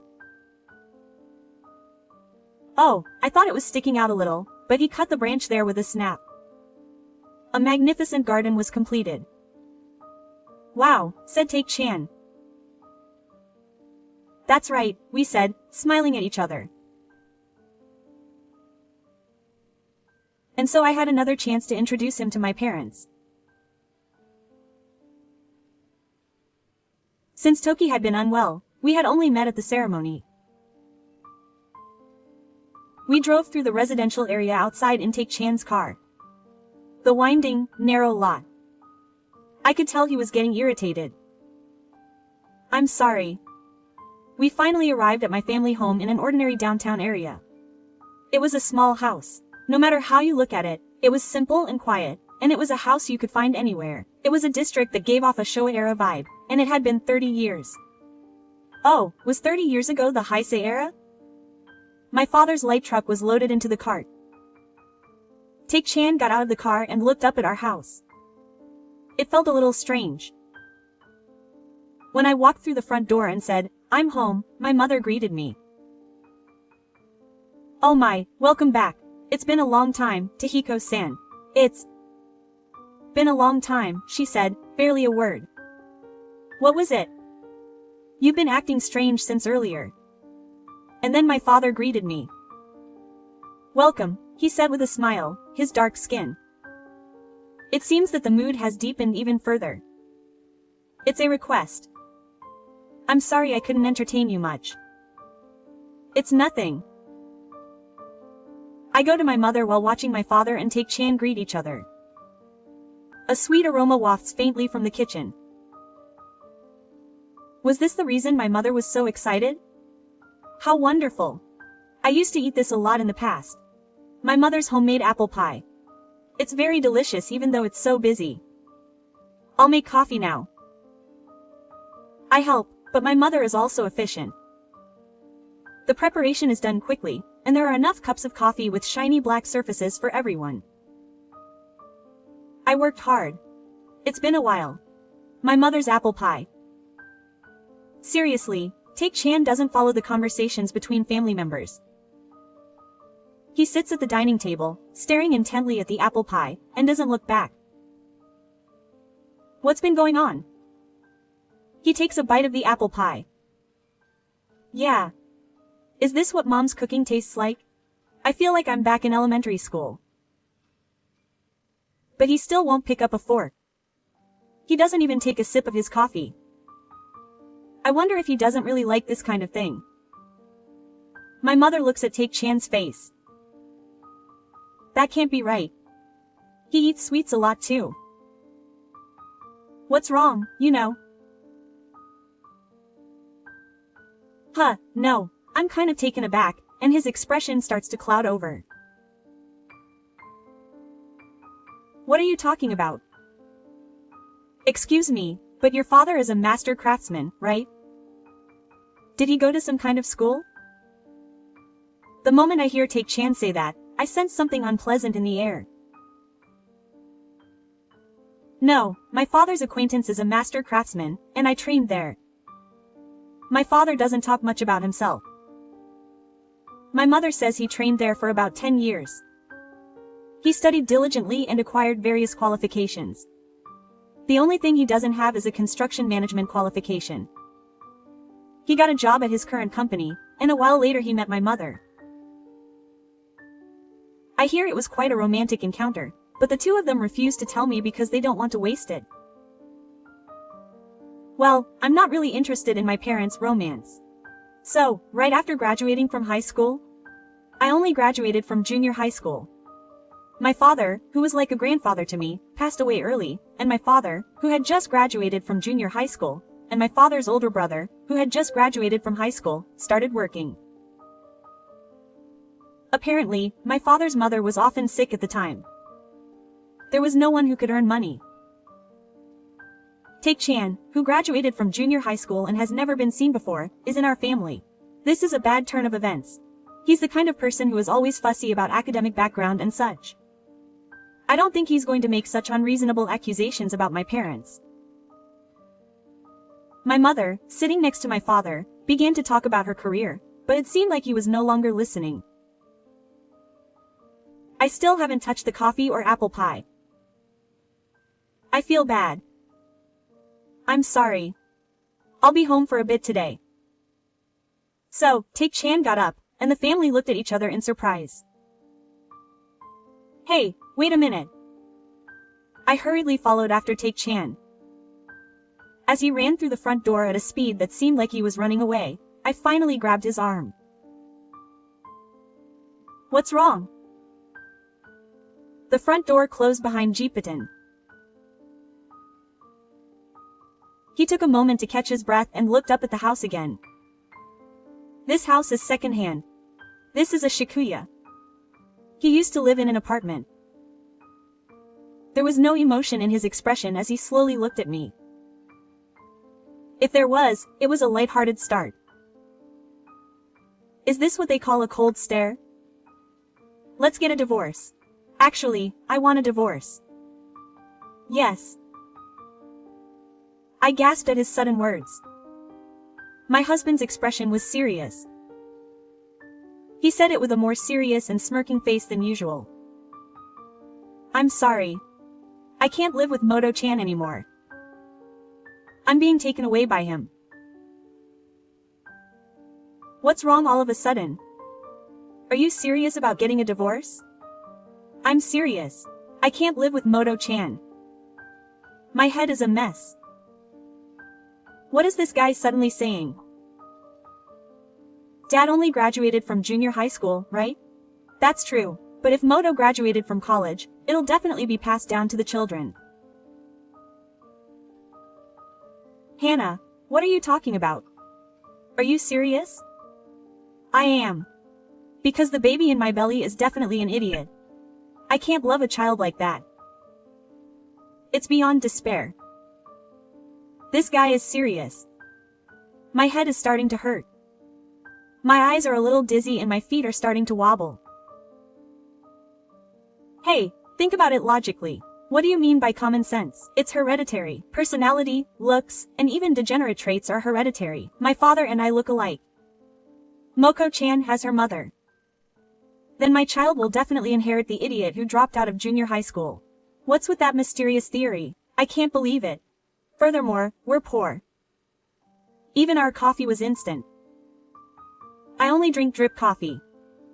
It really makes me want to hold my head in my hands. And what's with Dad's fingers? I thought he was looking at Leppy, but he was actually looking at you. If you look at Dad's fingers, you could hurt your fingers. That's the last thing I wanted to hear. You said that the shy craftsman was cool. Take off the front. That's a job for idiots with no foreheads. Get off. Dad's not an idiot. He knows a lot of things I don't. How hard my parents worked to get me to college. That's why I'm getting a divorce. I love Jen Chan, but I can't love an idiot.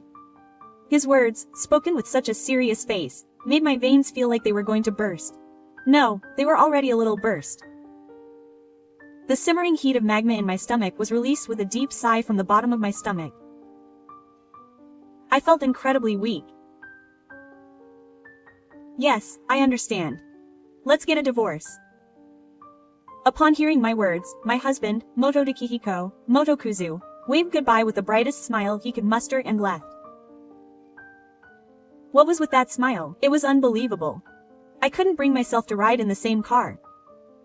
I'll go to the apartment later to get my things. That's good. Before the new place is ready. It's that scum's house. There. I wanted to take a shower right now and wash off all the scum that's left. There's no such scum. The apple pie I had so much to eat had turned to magma in my stomach. Then the divorce proceedings began in a flurry.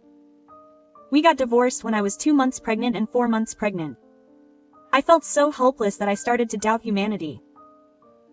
It was because he was so out of it.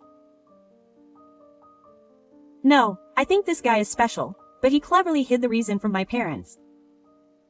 Of course, I am the one who is serious about the baby in my womb. I don't think he wants this child, but he responded well to the slightly high alimony I asked for. His parents didn't say anything either. It's depressing to think that that scumbag is probably feeding him all sorts of lies, but it doesn't matter anymore. I can't help but feel relieved when I think that the alimony will come out of my parents' pockets anyway. In the end, that guy didn't hurt at all. Even if I tried to punish him, he was incredibly thick-skinned. Maybe he was a bit of a dangerous person with that sullen look and refreshing smile. That's what I think now. A while later, my child was born, and he was a beautiful boy. His name was Yuto. He had grown up to be a very good child, without a shred of the genetic traits that the scumbag had said. He listens to what I say and is very attached to my mother. He helps me out a lot and is considerate of me, and his gentle smile is so healing. With the help of my parents, we lived together for a while. When I had more money, I moved to an apartment in Tokyo with you. It's hard to tell how much city life, surrounded by new things, will stimulate Yuto. That's why parents need to keep a close eye on him. I can't rely on my parents forever. Time passed, and when Yuto was 8 years old, we went to Disneyland for the third time in my life. It was Yuto's first time. Disneyland is a sparkling dream world. I get excited every time I come here. It just makes me feel excited. Yuto pulls on my arm and his eyes sparkle as he says, next, that, next, this. I'm so glad we came. He won't get lost anymore. I have to keep a close eye on him. Then the paper cup of juice in Yuto's hand turns into a shell. I'll throw it away, my son said with a smile. He seemed to be having fun even though he was just throwing away the trash. The trash can was right in front of him. As I watched Yuto's back as he ran off, I heard a voice saying, "Hey, isn't that Moto-chan?" And turned around. He was wearing his getup. Kurimochi Tahiko, the man I know as a scumbag in my mind, was standing there. He's the worst. The father, a craftsman, showed a cheerful and refreshing smile. Scumbags are on a whole other level when it comes to my house. It's scary, scary. This is my current wife, Kiko. She's rich, thanks to her mobile phone. The woman I was introduced to was a simple-looking person.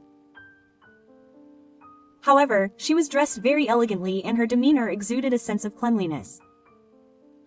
She certainly looked like the daughter of a good family. Yuto approached from behind and asked, "Mom, what's wrong?" Holding my son in my arms, I bowed slightly to Kiko. "Let's just leave quickly." When I looked up, Kiko blinked in disbelief and began to shake her body slightly. What was going on? I don't think we knew each other. Oh, I can't believe we met here. Do you remember? I'm taken aback by Kiko's energy. I think this is our first meeting. Huh? Have we met at work before? Oh, it was Yuto who called out to the older sister that time. What, that was my voice and that of a piece of trash. No way, I'm going to be in harmony with a guy like this. Did you miss me? Thank you so much for that time. No amount of gratitude will be enough. Kiko ran up to Yuto and took his hand, tears welling up in her eyes. What on earth is going on? Tokiko actually told me the story. I heard the details of this story later. Yuta and Kyoko met at the station. One day, I was riding the train with you. When we arrived at a certain station and the doors opened, Yuto suddenly ran out a moment later. He looked back at me and my forgotten belongings, and his small back was running down the platform. I hurriedly got off the train and looked for Yuto, but there was no sign of him. Just as I was at a loss, my son suddenly came back. No, he shouldn't have. He just jumped off. But the old man had forgotten something, so I brought it to him. That was the most amazing smile. I couldn't help but be interested. I hadn't even noticed other people's luggage. He's the kind of kid who notices small things like that. Yuto knew that the old man was Kiko's father. As he was leaving the train, Yuto stopped him and handed him the big envelope. Apparently, he had met up with Kyoko, a subordinate at the same company, at that time. It seems that the father, who was an important contractee at a certain company, happened to be on the train and forgot something because his car wasn't available. It seems that it was something he needed for a meeting right after, and if it had been lost, there was a high possibility that he would have lost his head. Because of this, Yuto had apparently become a savior among Kyoko and her son. After handing it over, he left with a smile, saying that his mother was waiting for him, without even asking for thanks. He was like an angel. As expected of Yuto. Kiko-san picked up and told me all those things. I was interested in Yuto, but at the same time, I felt a sense of pride, which was typical of him. He's my child. Huh? Kiko-san's face clouded over at the sight of that scumbag saying it so proudly. Even if he wanted to brag, there's no way his current wife would be happy about it. As expected of my child. They're similar in many good ways. Now I'm feeling extremely uncomfortable. At this point, his words are meaningless. His way of raising the hatred is genius. I heard someone say, you said it was an awakening gene, but isn't that a dark person? And the scumbag turned around and gasped. He really is a dark person. It's been a while. The incredibly frank man approached the scumbag and smiled. It looks like he's here to fill up his tank. Are you his wife, girlfriend, or wife? Kiko-san is polite. The scumbag seemed a little surprised that Kiko-san reacted. I understand that it's hard to judge since I was there when I was little. My name is Matsuda. We were classmates in high school. That's amazing. He's going to die. Even when he's told that, Trash's expression is not good. We were famous for being stupid. The supplementary class is still stupid, but I can't say anything about other people. Matsuda laughed. He was refreshing and made me feel like he was someone I could get along with. But Santa and I are in the economics department, isn't it? Tokiko said, trying to talk. Trash's expression changed as if he was trying to suppress his sorrow. Huh, you're in sports, right? Hey! Spawn. Tokiko's words overlapped.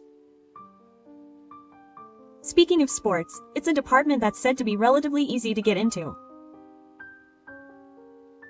It's also famous for not having that many applicants and being easy to get into. Rai is a department where people who study the body and sports belong. Trash has no interest. He's just a trash who used me. I heard from Trash that he was in the economics department, so I thought he was pretty good, but that wasn't the case. But he's pretty amazing. If he hadn't been able to get into YDI, he would have been impressed. You stop it. It's true, isn't it? Matsuda-san is too blunt. If the other person wasn't a jerk, I'd want to tell him to stop. Since the other person is a jerk, he should have done it even more. Apparently, he studied so hard that he barely managed to get there. Because of this guy, he only had Y ranks to brag about. It seems his intelligence isn't as bad as they say either. Wait a minute. My phone's ringing. Hello? The jerk left with a trembling voice and a deliberate performance. His pathetic back, his confidence and pride shattered, grew smaller and smaller. Neither I nor Tomoko could find the next words. They were dumbfounded. Well, it was a refreshing ending. That guy was a cowardly jerk who only pretended to be and lied. Disneyland, the land of dreams.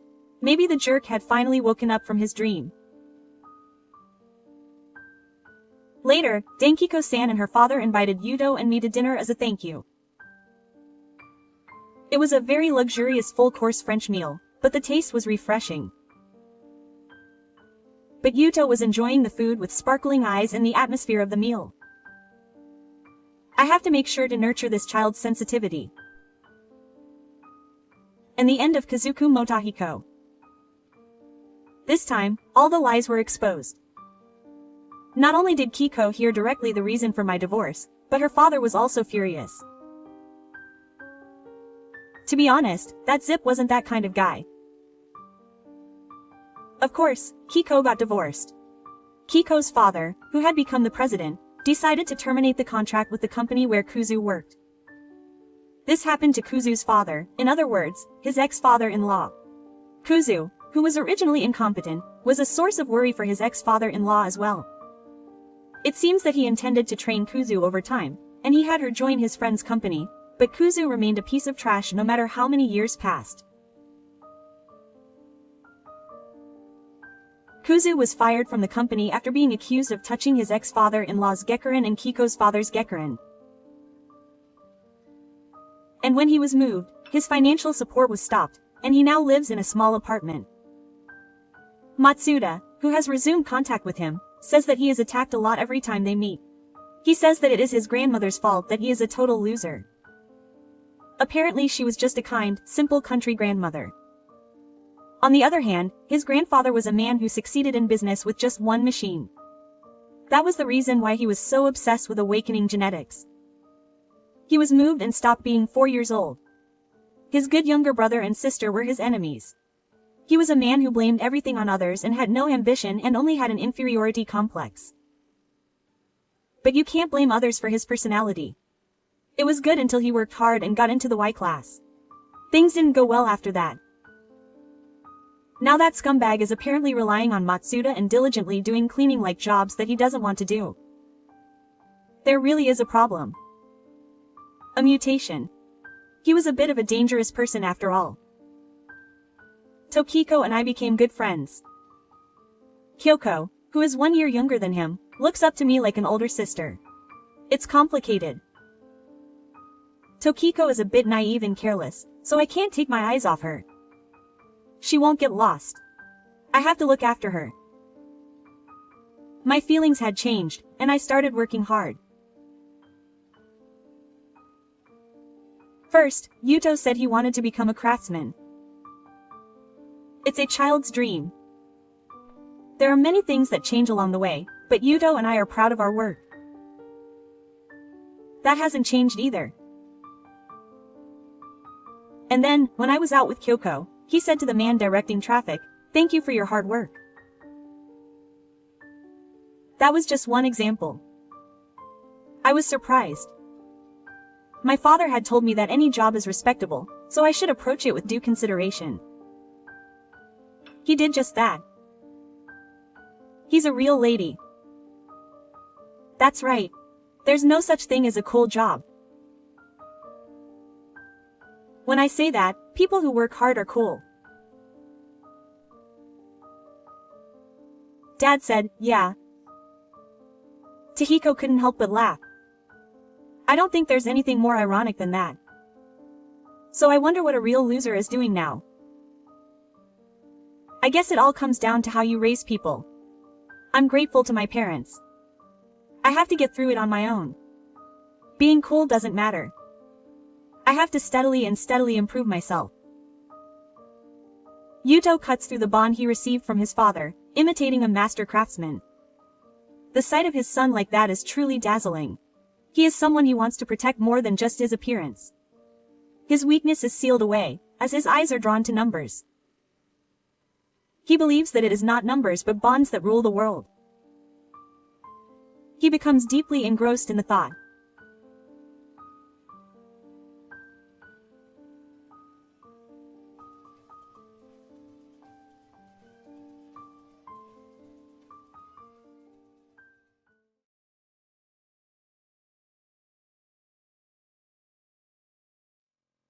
中卒の工場勤務なんて底辺の仕事。エリートだけ集まるこの披露宴に貧乏人のあなたたちの席があるはずないでしょ？絶縁したいくらいだわ。威張り腐った姉たちが私たち夫婦を見下す。中卒にはまともな稼ぎがない。ホワイトカラーの営業職はエリートで、ブルーカラーの工場現場は貧乏人がやるもの。ステレオタイプの言動に、物静かな私の夫がおもむろに切り出した。それでは、一生他人ということで、真実をお教えしましょう。私たちの真の姿を知った姉夫婦。青ざめた顔、目を向いて引きつらせた。私は清水智子、33歳。5年前に夫の啓太と結婚した。出会いはお弁当販売だった。私は料理が得意で、高校卒業後に調理学校に通い、その後飲食店で数年働き、友人とお弁当販売のキッチンカーを始めた。家庭の素朴な味を何種類も詰め込んだお弁当は比較的好評で、オフィス街や工場地に出向けば行列ができるほどだった。その時、お客さんとして利用してくれたのがケイタだった。ケイタは自分で料理をしないようで、うちのキッチンカーのお弁当をかなり気に入ってくれていた。そして、常連さんとして販売員である私とも親しくなり、交際に発展。交際1年目でプロポーズされた。結婚の挨拶に我が家に連れて行くと、両親は大層喜んでくれた。というのも、ケイタは礼儀正しく、人当たりが柔らかかったからだ。そんな温和な性格は、もしかしたら彼の生い立ちが関係しているのかもしれない。それにしても、ケイタ君みたいな立派な人と結婚できるなんて、智子は幸せだな。と、父は私たちを見て笑顔を見せた。その時だった。バタン。玄関から慌ただしい音が聞こえてきた。ただいま、お母さんいる？そう言ってリビングに入ってきたのは、私の2歳年上の姉、優香だった。ケイタの顔を見るなり。あれ？お客さんだった？それよりお母さん、私のパスポート知らない？姉は挨拶もせず、自分の必要なものだけを母に尋ねた。それを見た父が注意する。こら、優香。せめてお客様に挨拶ぐらいしなさい。こちらは、ケイタ君と言ってな、智子の婚約者だよ。え？智子結婚するの？おめでとう。で、お相手はどんなお仕事してるの？そう言われ、ケイタは改めて挨拶しようとする。あ、お姉さんですか。はじめまして。僕は清水ケイタと言います。妹さんとこの度婚約させていただきました。仕事は工場で。そこまで聞いたところで、姉がケイタの話を遮った。ちょっと待って。結婚相手って工場勤務なの？ってことは貧乏人でしょ？やっば。智子ってそんな人と結婚するの？と、ケイタの話を最後まで聞かず見下すように言った。ということは、もしかして高卒ってこと？いえ、最終学歴は中卒になります。ケイタが丁寧に答えると姉は、中卒？私初めて見たかも。私だったら結婚相手には有名大学を出たエリートを選ぶけどね。まあ、平凡な智子にはぴったりだけど。と言い放った。ケイタは驚いた様子は見せたが、取り乱すことはなかった。ケイタは心が広いのだ。しかし、父は姉の態度が気に入らなかったらしく。もうちょっとまともな挨拶はできんのか。ケイタ君は立派な人なんだぞ。と、たしなめたものの、姉は態度を変えず。それよりお母さん、私のパスポートはどこ？と言った。お姉ちゃんどこか行くの？また海外旅行？そうなの。派遣の契約が昨日までだったから、貯まったお金でパーッと旅行に行ってこようと思って。ということで海外に行ってくるわね。そう、姉は思い立ったらすぐ行動に移す行動派で派手好きだった。今日も原色のワンピースを着てメイクも派手めだ。今の仕事もすぐに身動きが取れるようにという理由で派遣の仕事を選んでいた。そしてある程度稼ぐと、そのお金を使って高価なブランド品を買ったり、旅行に行ったりと好きなように生きている。そんな姉からすると、普通に高校、専門学校を卒業して働き始めた私は平凡な人間に見えるらしい。いつも私のことをつまらないわねと見下す。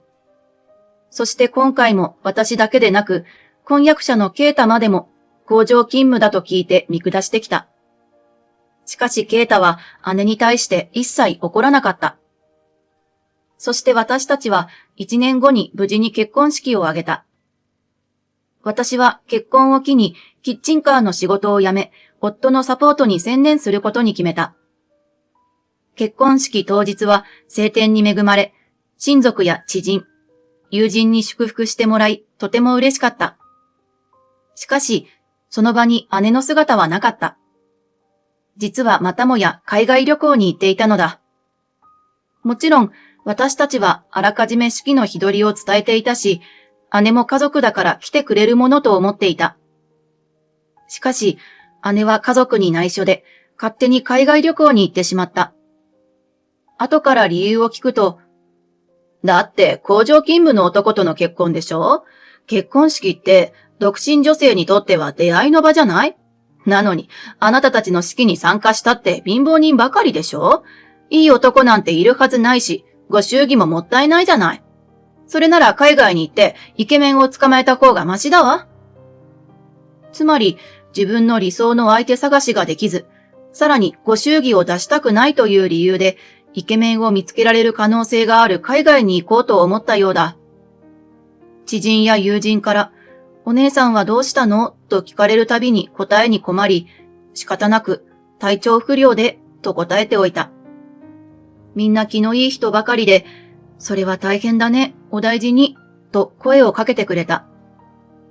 そんな皆さんに本当に申し訳なかった。でも夫にだけは本当のことを話した。それでも夫は怒ることはなかった。まあ、姉の自由奔放な性格は最初の挨拶の時から分かっていたからだ。その後、姉はしばらくの間音信不通になった。時々連絡があったので、それほど心配はしていなかったが、奔放な生き方がいざという時の礼儀を忘れさせていたのだろう。私たちが結婚して3年が過ぎた頃、姉が突然実家に帰省し、私結婚すると言った。姉も年頃で、今後の行く末を心配していた両親にとっては嬉しい報告だったようだ。婚約者が実家に挨拶に来るというので、私もその日実家で待っていた。やってきたのは姉と同い年で、仕立ての良いスーツを着た男性だった。ウェーブがかったパーマヘア、黒縁メガネをかけた独特の外見だった。両親が少し席を外している間、その婚約者が私に簡単に挨拶してきた。君が妹さん？はじめまして。僕は小泉小太郎。T 大学を卒業し、食品会社の営業をしています。小太郎さんが自己紹介をするなり、姉がすかさず。聞いた？あの T 大出身の営業マンよ。すごいでしょ。しかもご兄弟も同じ大学卒のエリートなんですって。海外旅行で出会ったのよ。これで私もエリート一家の仲間入り。あ、小太郎さん、こっちは妹の智子。ほら、前に話したでしょ？中卒の工場勤務の旦那と結婚してるの。と割り込んできた。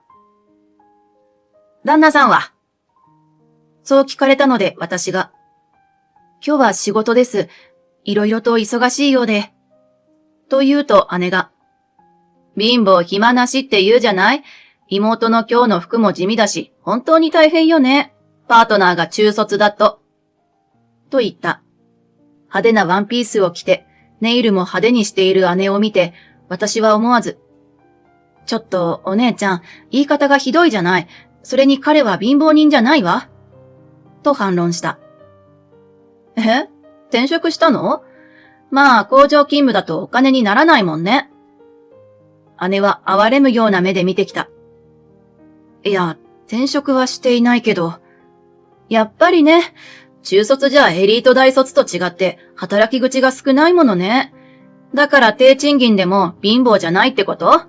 私たち家族なんだから見栄を張らなくていいのよ。姉は笑いながら相変わらず私たち夫婦を見下していた。そこに両親が戻ると姉の不遜な態度はどうにか収まった。そして半年後、姉の結婚式の日がやってきた。私たち夫婦は揃って会場に行き受付をしようとした。しかし受付のスタッフは名簿を確認しながら困った顔をしている。どうやら私たちの名前が見当たらないようだ。もしかして名簿に載っていませんか？新婦の妹夫婦なんですけど。少々お待ちいただけますか？こちらの手違いかもしれませんので、新婦様に確認してまいります。スタッフは控え室に向かった。しばらくすると、ウェディングドレスを着た姉が新郎と共に現れた。ロングヘアをきれいに結い上げ、メイクもしっかりしていたせいか、少しきつい印象を受けた。あ、お姉さん、お久しぶりです。本日はおめでとうございます。と、夫は礼儀正しく言った。私が、お姉ちゃん、どういうこと？出席者の名簿に私たちの名前がないようだけど、何かの間違いなのかしら？と聞くと、姉はにっこり笑いながら、いいえ、間違いなんかじゃないわ。と言うではないか。え？だって今日は私たちの結婚式。夫の一家は T 大卒だし、友人知人だってエリート揃いよ。それに、そんなエリートが勤務する会社の同僚や上司の方が参加しているのよ。エリートだらけの式に、たかが工場勤務の貧乏中卒夫婦を参加させるわけにはいかないわ。だから急遽参加名簿から外したの。何言ってるのよ。お姉ちゃん、私たち家族でしょ？なのに参加するなっていうの？いい加減工場勤務だからって見下すのはやめて。それに彼は、私が説明しようとしたところで。何を言ったって変わらないわ。工場勤務だなんて社会人として底辺でしょ？そんな貧乏人が私たち親族側の席にいたら恥ずかしいじゃない。エリートと会話が噛み合うわけがないもの。そうしたら恥をかくのは私たちよ。だからあなたたちの席はあえてなくしたの。ご祝儀だけもらってあげるから、ほら、さっさと帰って。姉たちは、さも自分たちが選ばれた人間のように、私たち夫婦を罵ってきた。新郎も、そんな姉を止めるどころか、ふふんと笑いながら、私たちを憐れむように見ている。姉同様に、中卒を見下しているようだ。すると、周りにちらほらいた参加者の視線が私たちに集中した。私はうつむきながら考えた。せっかくお祝いを伝えに来たっていうのに、なんでこんなに見下されなきゃいけないの？有名大学を卒業したからって何なの？人間の価値はそんなもので決まるわけがない。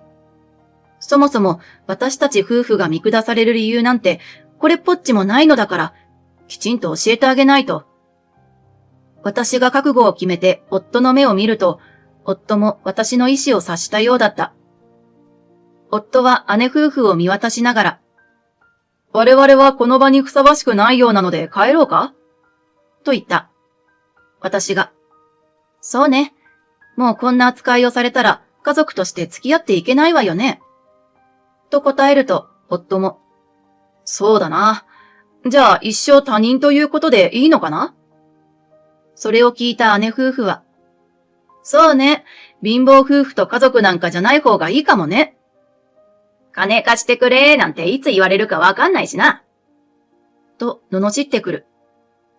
そうこうしていると、私たちのやりとりを知った父が走ってやってきた。お前ら、こんなとこで何をやっているんだ。皆さんが見ているだろう。姉は、今ね、この貧乏人の妹夫婦と家族の縁を切ったところ。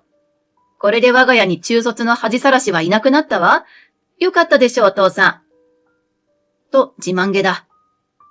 すると父はプルプル震えながら顔を真っ赤にして、バカもん、お前ら何を勘違いしているんだ。この方を誰だと思ってるんだ。と姉たちを怒鳴りつけた。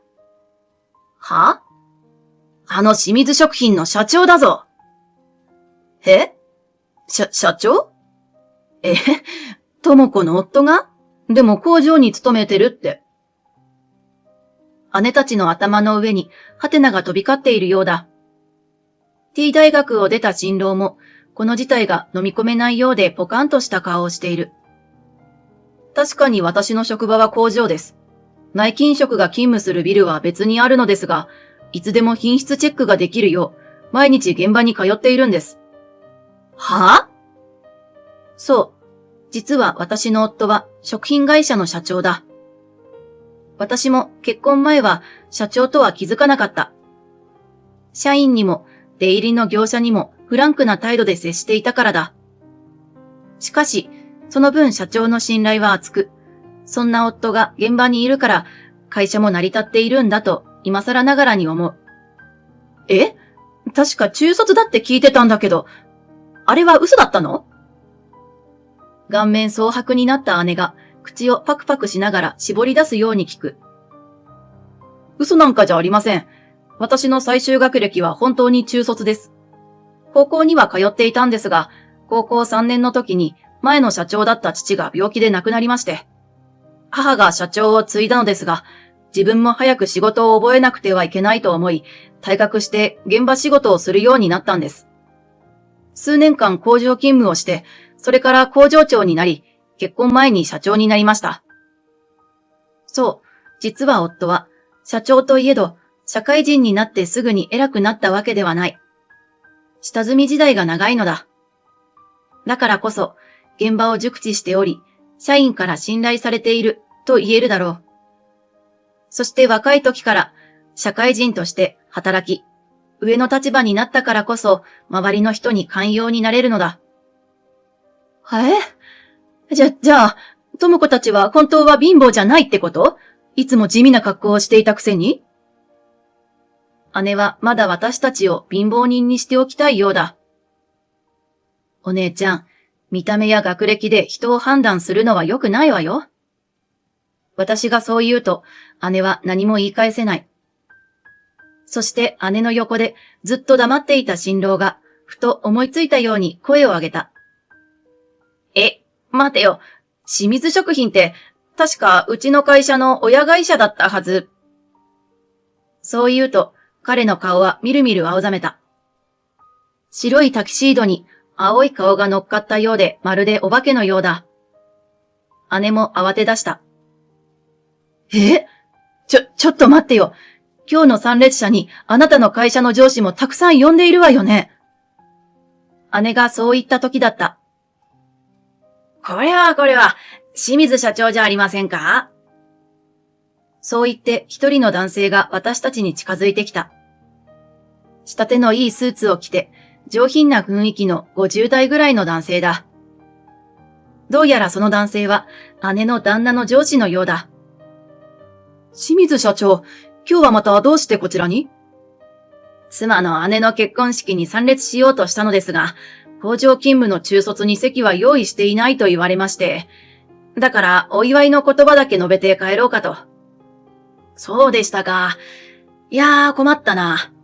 私も部下のこの新郎にどうしても出席してほしいと言われたのですが、実は私も中卒でして。これを聞いた新郎の顔から一気に血の気が引いたのは言うまでもない。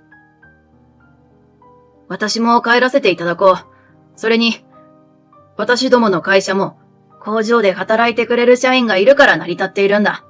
工場で働く社員はいわゆる会社のエンジンみたいなもんですからね。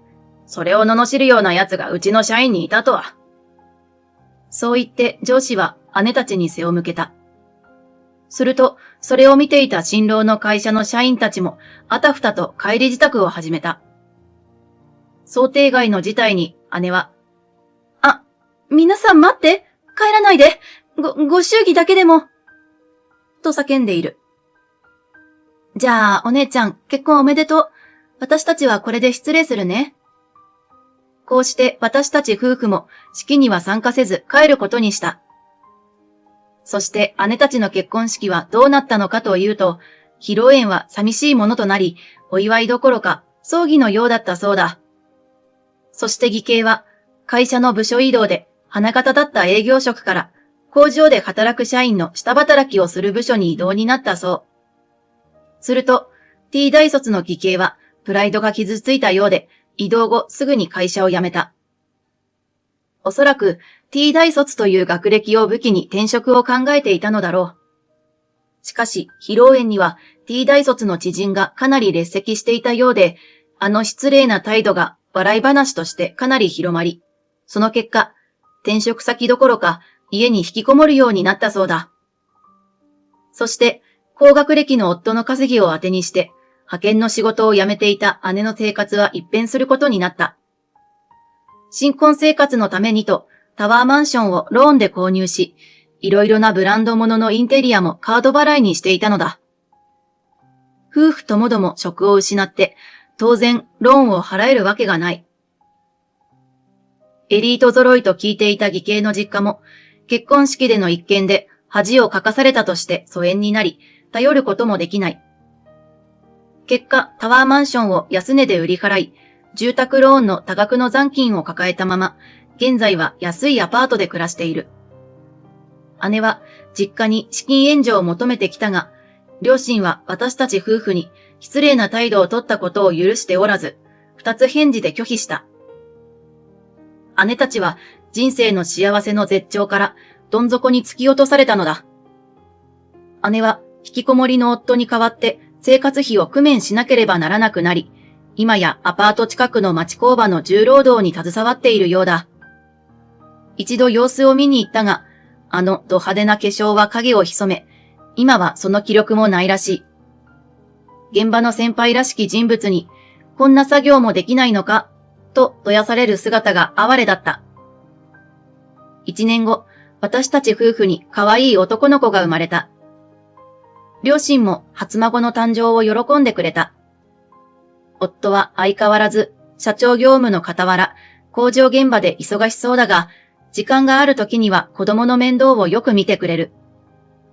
子供が好きとは聞いていなかったが、この様子だとかなりのイクメンになりそうだ。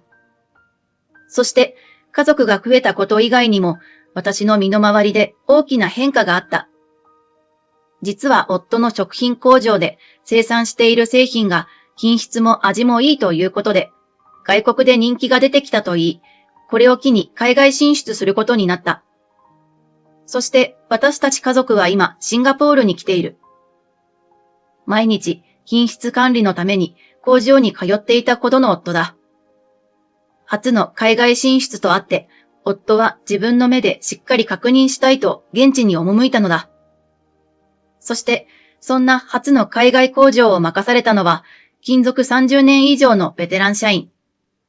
実は彼も中卒の工場叩き上げだ。夫もそんな工場長を信頼しており、もう少ししたら家族で日本に戻る予定。というのも、私のお腹に新しい命が宿ったからだ。人生は長く、まだまだいろいろなことがあるに違いない。学歴や家柄など、取るに足らないことに惑わされる人生なんてまっぴらごめん。夫と子供たち、愛すべき家族さえいれば、どんな苦難も乗り越えることができるのだ。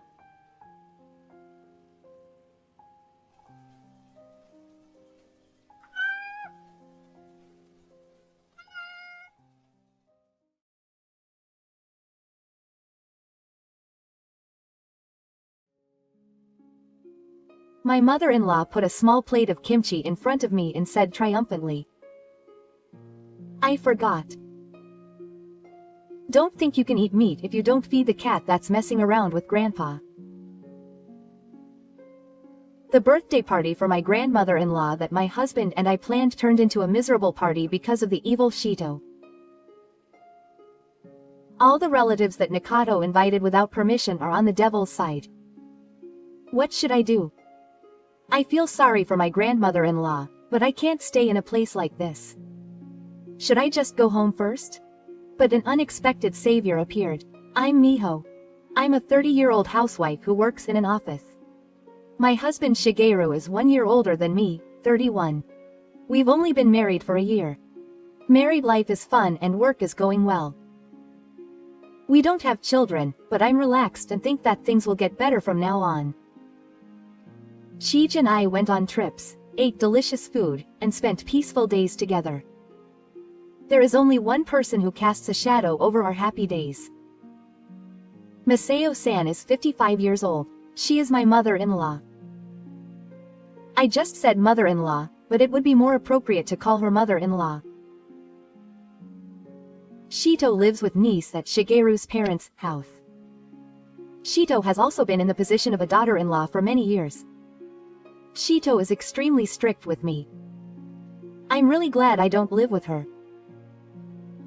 If she was just strict, I might have learned from her later, but that's not the case. In short, she is a daughter-in-law bully on top of that. Her hobby is bullying daughter-in-law. That's the kind of person she is. Since the beginning of our marriage, I have been troubled by her sneaky behavior. On my wedding day, my mother-in-law said this to me in a nice voice. "The new father's dress is too plain. There's not much Ural either. His face is plain, so he should at least wear something flashy.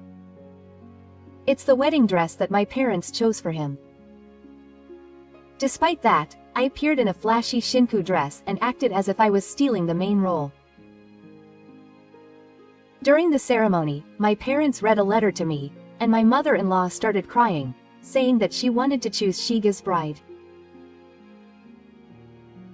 There's no way I could stand the criticism of my wedding. But she still came anyway. I still can't forget how my mother cried after the ceremony. After that, my mother-in-law made one mistake after another. It's a new house, but the furniture looks cheap. I wonder if it's the bride's taste. Or maybe it's Shigeru's taste for choosing the bride. I endured her sarcasm at the time, but then an imported sofa arrived without my permission. On the day the sofa arrived, my mother-in-law came to our house with her son. What is this? What do you mean? I bought you a nice sofa, didn't I? A sofa with great taste. Where on earth are you going to put such a big sofa? Our house isn't that big. It's okay. Throw away that ugly sofa. Throw it away. It was a present from my parents to match my new life. Shigeru also gave me a gift, but Shigeru didn't care. It was for Shigeru, so be grateful. I had no choice but to move the sofa my parents sent me to the bedroom. That's fine. The new house has been upgraded. You should be grateful. Of course, Miko-san will pay the bill. You ordered it without permission. Here is the bill. What is this? Shito's violent and careless behavior is not stopping. This potted plant is also tasteless. The sofa won't fit, so I'm going to throw it away. Wait, Mom, that's absolutely not okay. Is it Shiga's? Miho treasures it. Just like the sofa, don't do anything on your own. If it's Miho-san's, you can throw it away. Please stop. Thanks to Shigeru's persistent stopping, I managed to protect the potted plant. To be honest, potted plants are much more important to me than the Shito eyes. I got annoyed and cancelled the sofa that she ordered without permission and sent it back. I had no choice but to pay for it. I'm sure I'll get complaints about the weekly reservation again, but this is the newlyweds' house. I don't want you to get in the way. Masayoshi, the troublesome mother-in-law, was also sneaky towards the fake mother who lives with her. Fake Bo and Fake Fu are good friends and are an abduction couple that I admire. Fake Fu loves the reruns of Aberbo Shogun. We look and sound alike, and he often talks to me in an imitation tone, so I join in and answer him. Kisa, I forgot to see Sadeo's face. This is up above. I was also a grandpa's girl, and I've been watching period dramas with Fuki for a long time, so we get along well. Thanks to that, Fukizo seems to have taken a liking to him. Shoot doesn't like Fukifu doting on me, and when Fukifu tries to talk to me, he usually cuts him off and gets in the way. Grandpa is tired, don't you understand?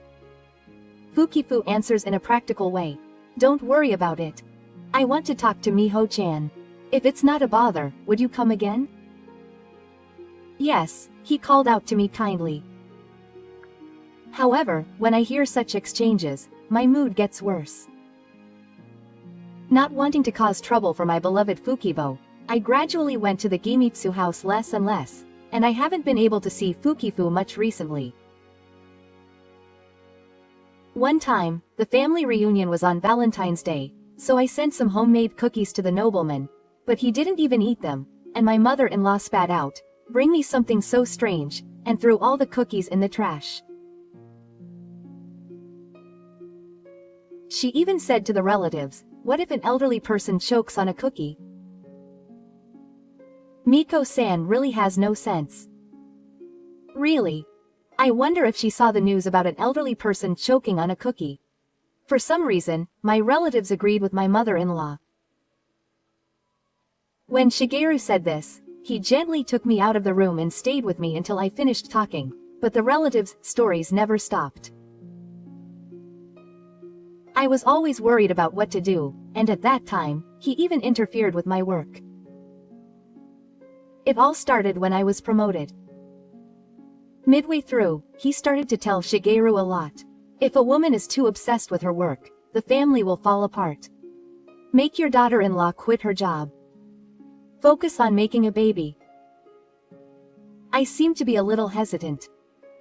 He was worried and came to me for advice on what to do, but it's really stupid. I wish he would just refuse it himself. Are you thinking about the future? I want to have children. When that time comes, Shiga's earnings alone may not be enough to send them to school. That's right. Things aren't the same now. I'll tell your mother too. This topic never came up between us again.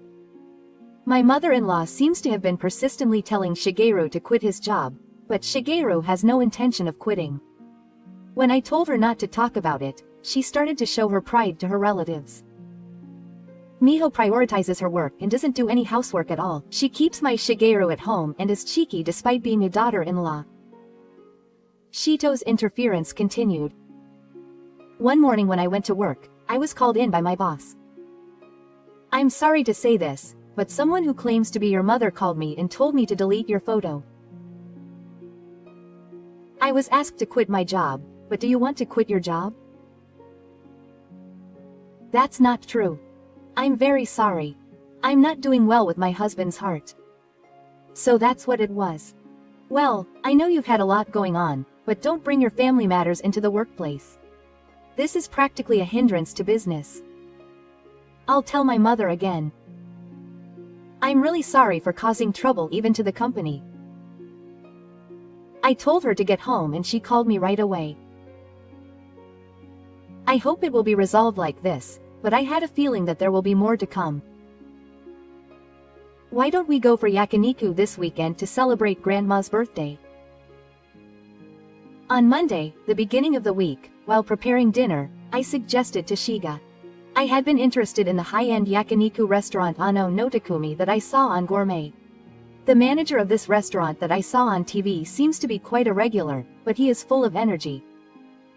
And I felt that the manager was similar to the fake boss, so I felt a sense of familiarity with the restaurant in this respect.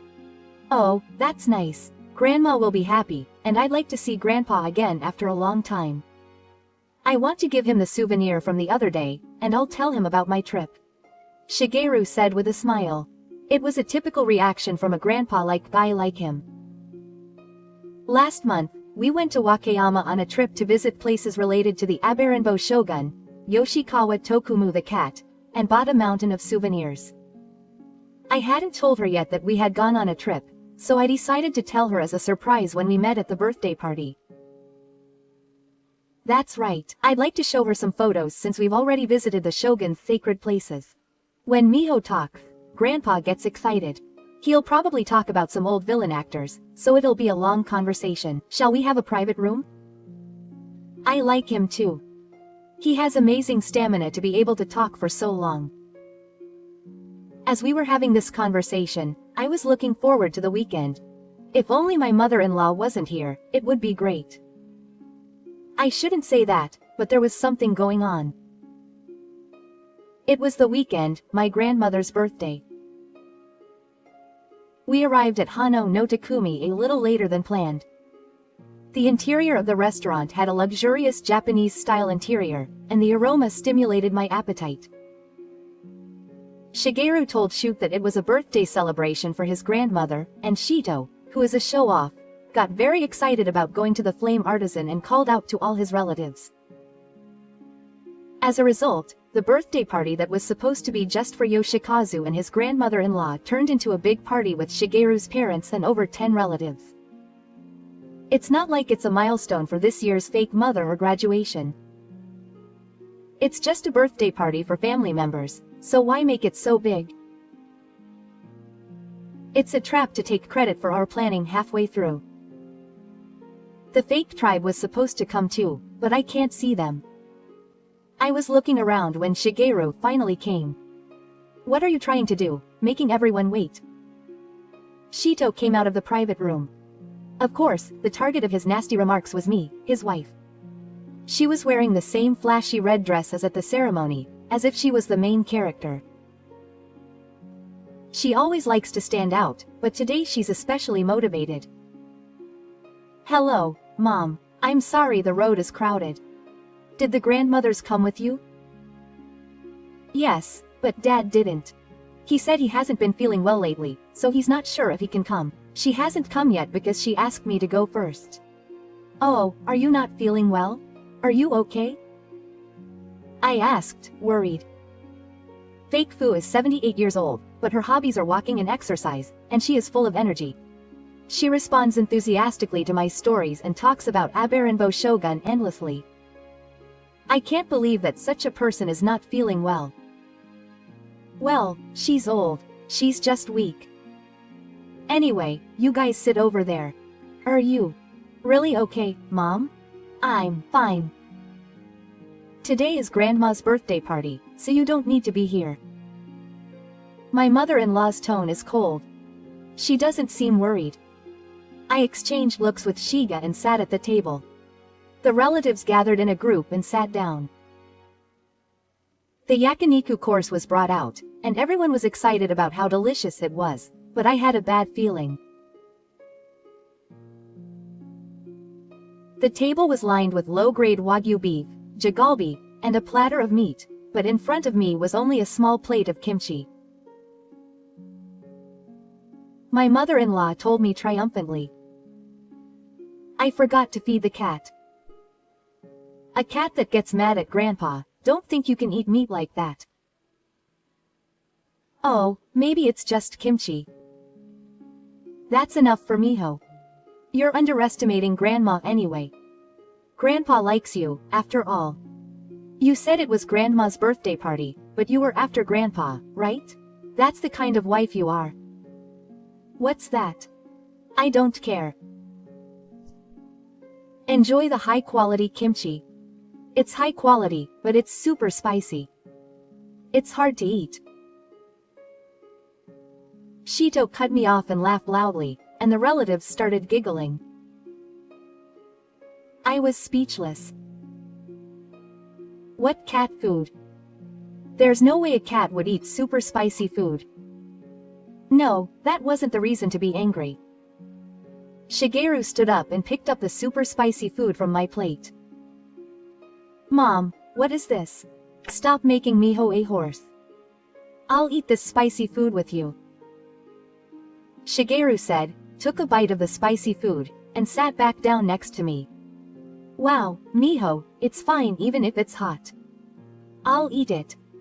Miho slapped me on the shoulder, laughing, saying, eat my meat. My mother-in-law rolled her eyes. Shigeru, what?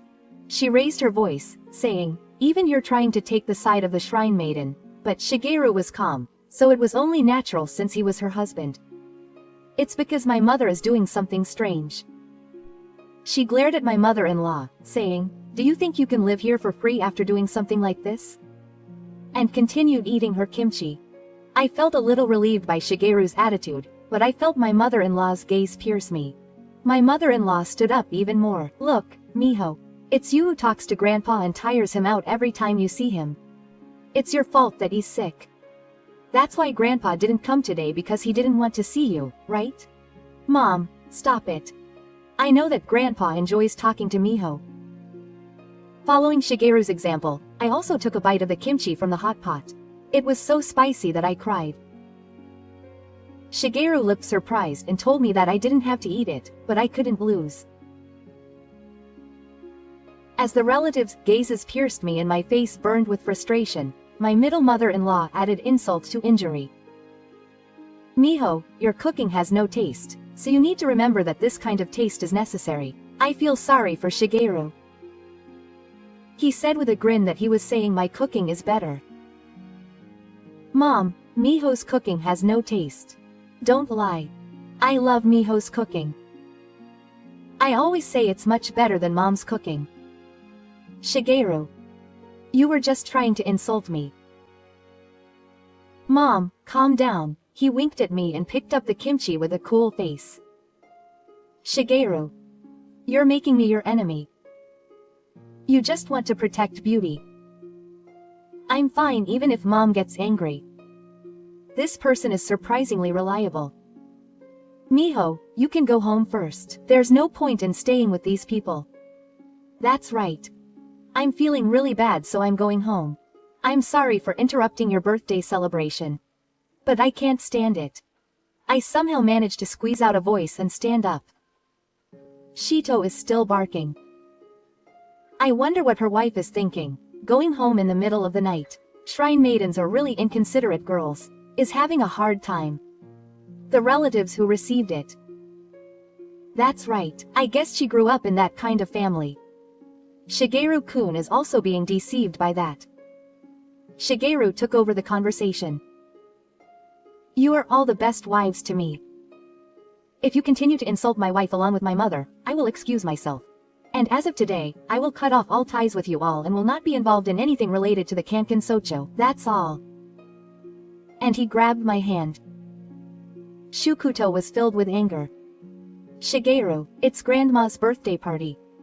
I shouted for him to celebrate, but Shigeru didn't pay him any attention and took me to the exit. On my way to the exit of the store, I was telling the cashier that I was going to leave early when I heard a low voice from the back of the kitchen. I was a little confused. I turned around and saw a man in a black apron walking towards me. He was tall and had a serious face. I've seen him somewhere before? It was on TV. He was the manager of the famous yakiniku restaurant Ano no Takumi, which I had only seen once on Gourmet. And I knew this person outside of TV. For some reason, the face I saw on TV and the person I spoke to in person at the fake family home were all disconnected. It was too much. And the person who came out said to my mother-in-law. I forgot to see his real face. Grandpa. Shigeru cried out in surprise. I didn't know either. Grandpa was here. Yes, the manager of this restaurant was the fake Fu. I widened my eyes. I thought the manager looked like Yoshizaka, but they were more than just similar. They were the same person. I thought Grandpa wasn't feeling well? Is he working hard? Who's sick? I'm in great health. When the fake laughed, the relatives came out of the private room, as if they had heard the voice. The mother-in-law stood up in a panic and raised her voice. What do you mean, Dad? What do you mean, manager? I can't stay quiet. I was only keeping quiet because you were watching me and not letting me go out. There was one time when the TV station made a mistake and it was shown on TV. The mother-in-law's face went red at the words of the fake. Well, even though it's called watching, it's only half-hearted and the person watching is always free to play, so it's not a problem for me to come to work like this. We have young people growing up, so there's no need to keep him on all the time. Then he approached me and gently patted me on the shoulder. Miho, that must have been hard. I know all the lies you've told me to bring you down. What do you mean? Masao told lies to the relatives, like you tired me out, stole my money, and called me in the middle of the night. For today. But I have evidence. Grandfather took out his smartphone from his pocket and played the video. There was a phone call from his mother-in-law who had called him. He was talking to a really unpleasant girl. This person was even telling such a lie. The relatives shouted that the truth was different and tried to take the smartphone away, but my grandfather-in-law was just lying and was a very old man. The restaurant went quiet and I was so moved by the reliability of my in-laws that I almost burst into tears. I took a deep breath, returned to the table and stared straight ahead at the seat. Mom, was it fun being a bride? But it seems to be over now. What? Miho, you say I'm spreading lies too? I was just telling the truth. How is it true to turn money away or call in the middle of the night? What is the blatant harassment that only Kim is showing today?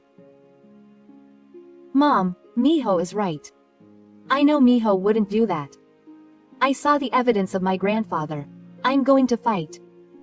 It can't be helped if you're the one who's at fault too. I'll fight with you, Miho. The grandfather-in-law snorted and the mother-in-law became quiet. Masao, enough with the lies. You two should think carefully about who is at fault. Aren't you ashamed? You're always bad-mouthing the young girl who came to marry you. I can't believe that even your father is on Miho's side. Hiding something is unfair. You're the one who's unfair. Masao, you were cleverly bullying Mi-chan so that we couldn't see. I heard it from other relatives. Apparently you made fun of Miho's dress at the wedding. I wouldn't do that. The mother-in-law's shrieks echoed, but the talk of rules didn't stop. The furniture supplier who always ordered furniture was shaking his head. He said he brought a sofa to Shigeru's new house at your request, but Miho paid for it. I heard from Shigeru that he tried to throw away the potted plants. As the government revealed one bad child after another from the past, the mother-in-law was red with blood and trembling. Shigeru stood up. You remember when you tried to throw away the shrine maiden's potted plant, right? You ordered a sofa without permission, and when I asked you where to put it in the small house, you told me to throw away the sofa that Miho's parents sent me. I know now that you're lying. It's not a lie. At first, I didn't want to believe that you were lying. But when I saw the evidence, I was horrified. I can't believe that such a person was my parent. Thank you, Shigeru. If Grandpa and Shigeru fight together, I can do my best. Fake Shigeru. I told him that he is the best husband now, and he answered yes with a strong yes. Then my father-in-law, who had been silent all this time, spoke up. Masao, I can't stand it either. I can't forgive you for bringing Miho down. I was fooled by your crying act at the wedding, but you sent me things without permission, made me spend money, and tried to ruin my happiness with my son. I can't live with you anymore. Get out. What about you? Are you kidding? No way. Get out. I don't care about me. Be sincere with Miko. Dad, you said it well. Mom, apologize to Miho. I've been holding back too, but I've reached my limit. Do you know how much Miho has been hurt? Shigeru, you're joining your father in kicking me out? I can't believe it. Don't kick her out. Mom must have sewed this yourself. I'm just protecting Miho and my family. It's no use complaining. I'm not with you. My relatives have finally started to look down on me. Masao-san, you've gone too far. I was deceived. Are you all on my side? That's fine. When I got back to my parents' house, I yelled and left the store. The store became quiet, and the fake Fu laughed loudly. This seemed to settle the matter. It's a different period drama. I also made a remark. I thanked Shigeru for making eye contact. Thank you, Grandpa. I didn't lose. Miho, you did it. I'll protect you too. I worked at this store to get away from Masao, but thanks to you, I can live with dignity. Then the fake Fu left the private room. I'm sorry for the fuss, as the customers were surprised at what was going on in the private room. I bowed my head and walked around. My grandmother-in-law, who was the main character of the day but had been quiet until now, approached me and spoke. I'm sorry, Miho. I wanted to help you sooner, but Grandpa didn't come out. What? When you defeat a villain, you reveal your true identity at the very end, the fake Fu replied. I cried and said, Happy birthday, Grandma. The relatives apologized one after another, saying, It's Masaya's fault. It must have been hard on Migo-chan. Quote. I answered with a smile, I'm fine. I'm sure you were all fooled by that mother. Quote. All the relatives looked guilty, but it was none of my business. Shigeru held my hand and said, I'm really sorry. I won't let you come near my mother again. And these relatives too. Let's eat Kim together after the super spicy one earlier. I'll be fine with anything as long as I'm with Miho. Quote. He bought it for me. I nodded and suggested to my grandfather. Grandpa, let's all go on a trip with the whole family. A fun trip without Masao-san. Sounds good. Miho, it's just the four of us at first, but I'll take you with me when the day comes. Applause echoed through the restaurant again. I bowed to everyone again and finally felt at ease and was able to eat the meat. Shigeru was next to me and Miho. Let's eat meat together. I forgot about my mother's harassment and grilled the meat with a smile. Yes, thank you. I smiled back. After that commotion, Gifu really divorced her mother-in-law. She's mother-in-law was sulking and sulking until she reached the bottom, but my father-in-law maintained a calm attitude and said, Masao, I have all the evidence that you have brought Miko-san down and continued to betray your family. I said that I had reached my limit and yelled that I couldn't believe I would go through this, but no one joined in and I was kicked out of the house.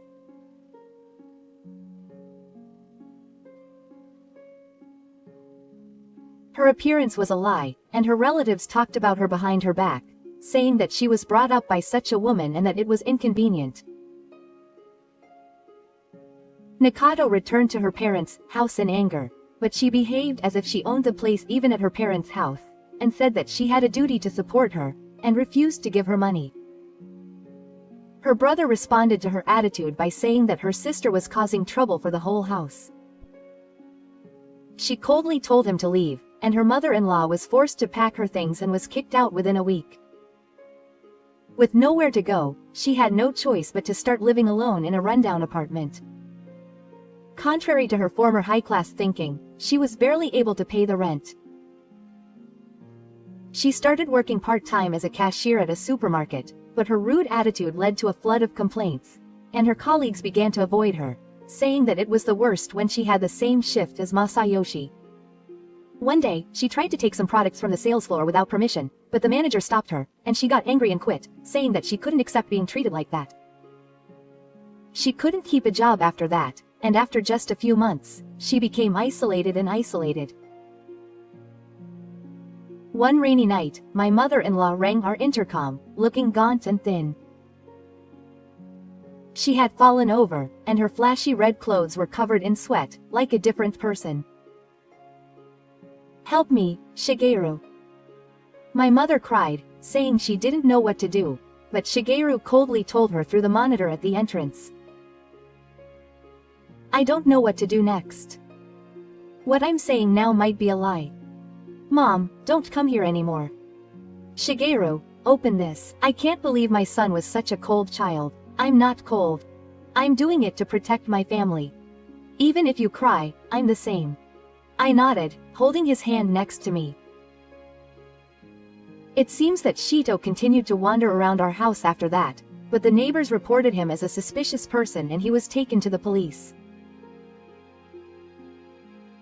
Meanwhile, our family was freed from the Shito-me tree bomb and found a new happiness. My grandfather wanted to leave the house because he didn't have any good memories of it, so the family home was put up for sale.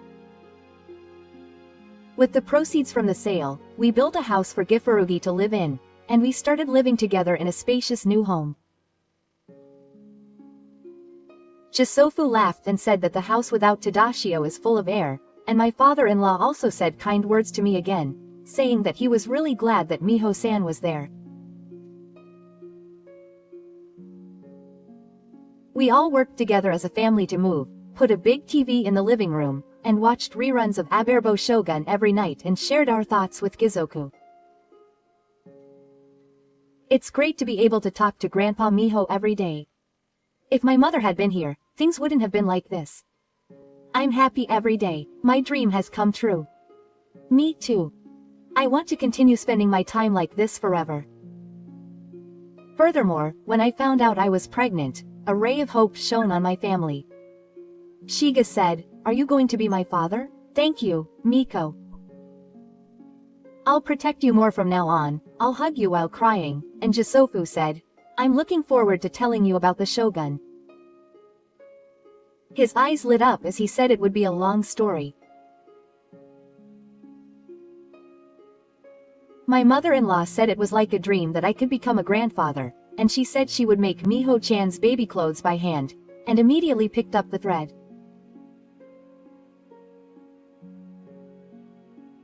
The house was filled with laughter and warmth, and on weekends, we spent lively time with my grandmother-in-law and me cooking. I cooked with my mother in the kitchen, and every time my mother praised me for the taste of a real family, I felt fulfilled. One day, my grandmother-in-law made this suggestion, when Miho and Higa are born, let's go on a journey with the whole family to see the story of the Aberenbo shogun. I'll take you there as many times as possible. Grandpa is looking forward to it.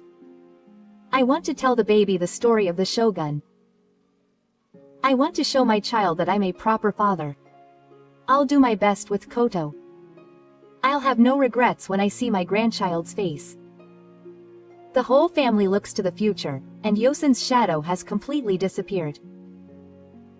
We are savoring the small happiness of our daily life. It seems that Shito is now living with Hosabu in a corner of town. I heard that she had moved from one part-time job to another, had been abandoned by the locals, and that her once carefree attitude had disappeared, leaving only a lonely, downcast figure. She never approached us again, and Shigeru no longer looked back on the past. Miho and my family are my everything. I said that whatever my mother went through, it had nothing to do with me. I held Shiga's hand and gently stroked her belly, where a new life was growing. If it was a boy, I wondered if we should name him Yoshimune. I wondered if he would be a boy.